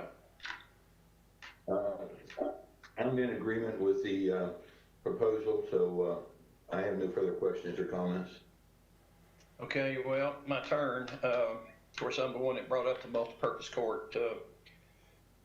Again, based on as many uses as we can get into this park, I mean, I know that the multi-purpose court serves more people than just basketball players, and I think it would be where you can make it a 4-square volleyball and shuffleboard to go along with the basketball I think you're putting something out there that, well, that we have in our neighborhood, but not many other neighborhoods have. But so it is something that's more flexible. Also, with possibility of, after this is all said and done, for us to do other projects such as you know, a bicycle walking or running path there through the woods. I think we all would support that. I know I would. So anyway, that's all I have, and I'll now ask the county reporter for a roll call vote. Alderman Meyer. Alderman Meyer, no. Alderman Pinchuk. Alderman Pinchuk, yes. Alderman Poplin. Alderman Pavlin, no. Alderman Burnett. Alderman Burnett, yes. Mayor Williams. Mayor Williams, yes. Let the record show that the change order has been approved. 3-2, as requested. Next will be approval of supplement request for additional design services from Ross Fowler, PC, McPhee Park project.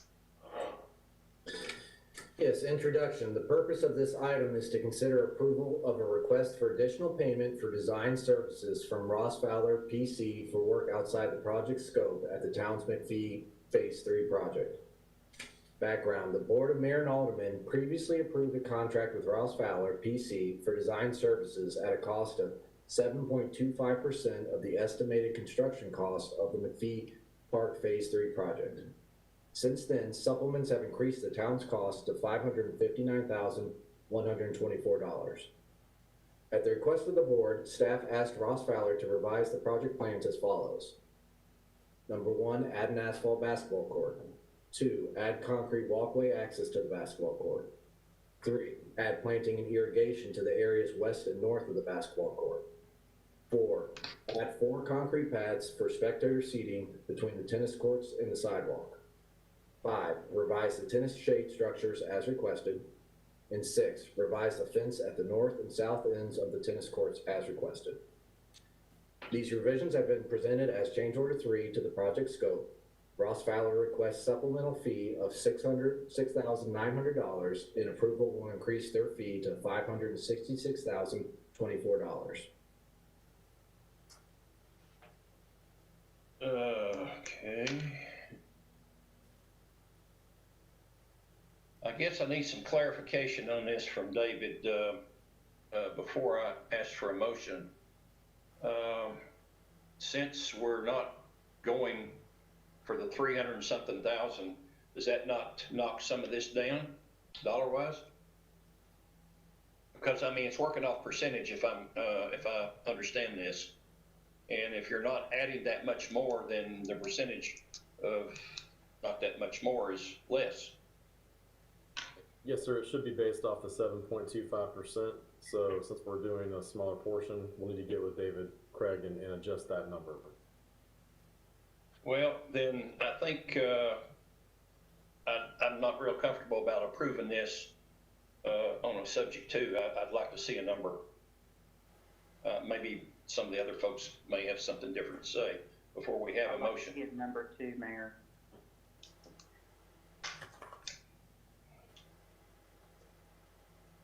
Then, if that's the case, if someone else has something else to say, then I'll go around the horn then.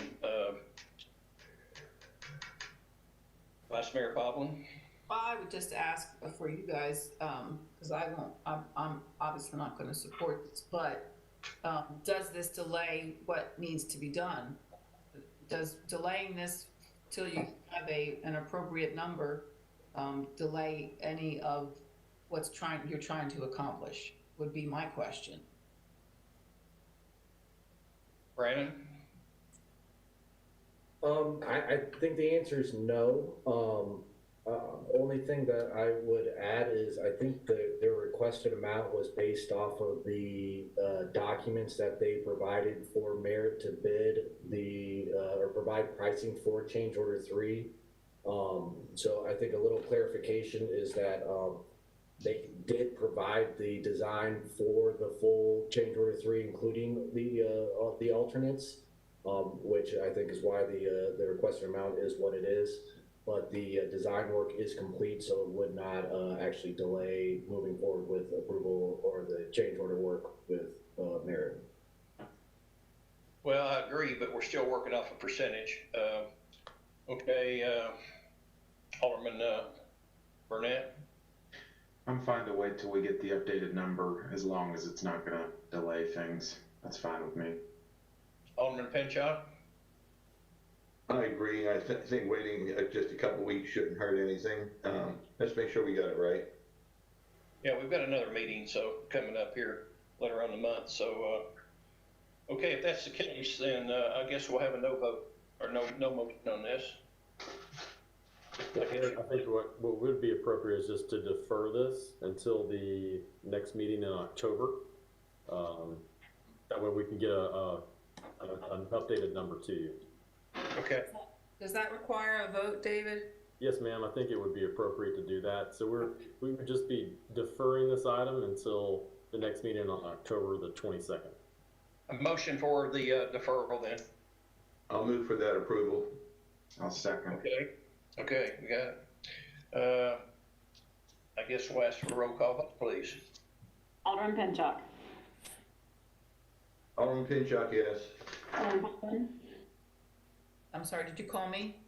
I did. Okay, Alderman Holland. yes. Yes. Alderman Burnett.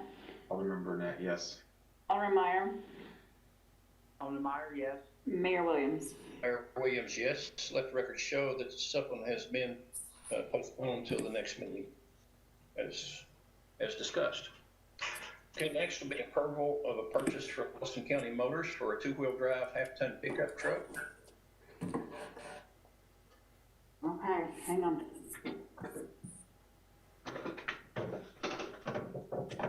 You need me to do it? Okay, sorry if I yelled at your ear right then, I apologize. Mayor and Board, this is approval of purchase from Wilson County Motors. We recently received information from the Tennessee CARES Act that we may be eligible for a purchase of an additional vehicle under the act. Obviously, we are trying to maintain as much separation as we can with our employees. Many of them have to travel 3 to 4 to a truck sometimes. Being able to have separation and get either 1 or 2 guys in a truck versus 3 and 4 obviously limits the spread of COVID and the way that the transmission of the disease happens. So what this would be is the purchase of a 2021 Chevy Silverado on state contract in the amount of $25,888, and this would be reimbursed through the Coronavirus Relief Fund or the CARES Act from the state of Tennessee. We recommend approval. I move Okay. to approve. I'll second. Bruce seconded, okay. Okay, do we have any questions comments from any citizens? No, sir. None, okay. Do we have any discussion on it? And I'll start with Vice Mayor Baldwin. How soon will we find out whether we're getting reimbursed for this? We will not get reimbursed, or no, we'll get reimbursed until after we purchase it. So I've talked with our CARES Act representative, and he was very confident we would get it as long as we had a good narrative and supporting documentation and our policy on how we're trying to, stay separated and all that kind of stuff. So he was very confident in that. And so I have submitted most of our paperwork as of today to start that process. And the truck is actually on the lot, which means that once you all approve this, we can go ahead and process that purchase. Okay, that's all I need to know. Thank you. Okay, Alderman Burnett. Allison, after we get this reimbursed, do we have the opportunity, if we have further need, to go after a second vehicle? I asked that question and he didn't feel 100% confident since we are such a small municipality. Okay, thanks for asking the question. Okay, Alderman Pinchot. I pass. Alderman Meyer. Alderman Meyer, pass. Okay, in my case, I think it's a great idea, because anything we can do to space people and keep them safer, I think is a great thing to do. I just wish I could buy a truck that cheap. Hey, I'll now ask for a roll call vote from town recorder, please. Alderman Pinchuk. Alderman Pinchuk, yes. Alderman Pavlin. Alderman Pavlin, yes. Alderman Burnett. Alderman Burnett, yes. Alderman Meyer. Alderman Meyer, yes. And Mayor Williams. Mayor Williams, yes. Let the record show that the request has been approved unanimously. Okay, next, and that will conclude our ordinances and our business items. So next will be, and don't look like Tom's still with us, so I guess he's probably done for the night. I think he's still on, Mayor. He's still here. Okay. But Is I there have no anything? report. You have no report, okay, No sir. report. Okay, thank you. Thank you for the one you gave earlier, by the way. No problem. And next will be town administrator's report. Thank you, Mayor. I know many of you came out last Sunday to the Farragut Fall Festival. It was a little bit different type of environment and event than we typically have this time of year. And Steve Krimpaski with the FBA did a great job of really changing it up and doing the best he could with the COVID situation that we're dealing with. But really had tremendous crowds out there on Sunday afternoon, and it was just a good community event to get people out and about again in the community. I wanted to also mention to the board that recently we had our court officer, Bill Hudson, retired, and we have hired a new court officer. His name is Ardo Baugh. He's a Farragut resident, and he's a reserve officer with Knox County Sheriff's Office. So we look forward to having Ardo with us. He's already been working in different capacities with Knox County for a number of years now, and is very familiar with Farragut and has done several of our events already. So we're excited to have him on board. Also, just as a reminder, we have our employee picnic tomorrow. It's been a year unlike any other, and so we really like to celebrate our employees and just thank them for all the hard work that they're doing. So we're going to have that at McPhee Park tomorrow, and I hope all the board members can attend. So that's all I have, unless the board has any questions. Yes, I do. I have one. How do you spell his name? First name, Ardo, A-R-D-O. Last name, Baugh, B-A. B-A. Okay. Yes, sir. Got it. Thank you. Okay, next will be Citizens Forum. Pursuant to the governor's executive order, current executive order, we asked that all Farragut citizens' comments be emailed to comments@townoffarragut.org, which must, along with their name and address, be received by 12 p.m. the day of the meeting to be included in the record of that night's meeting. They must also abide by the public protocol to be read into the record. And I'll ask the town recorder to please read in all eligible comments or questions with a 5-minute limit on each, please. Yes, sir. We just have one comment before I do that. A kind of a COVID expense comment real quick. While I have it on here. We actually tonight, we are broadcasting live on our YouTube channel and on our website. Wow. So COVID has allowed us to get some different, I guess, software things that we can do to push out our meetings. And so without having to do really anything, we're on our website and YouTube. So our goal is to start doing that in the Planning Commission meetings as well. So with That is great. yeah, it's very exciting. So with that, I have one comment. It is from Rich Crompton at 1118 Farragut Hills Boulevard. He says, I would like to express my thanks to the BOMA and the town for past and current work towards addressing neglected properties in Farragut. The town's codes enforcement officer is making quite a difference to help clean up unsightly properties, and I hope the same level of enforcement continues going forward.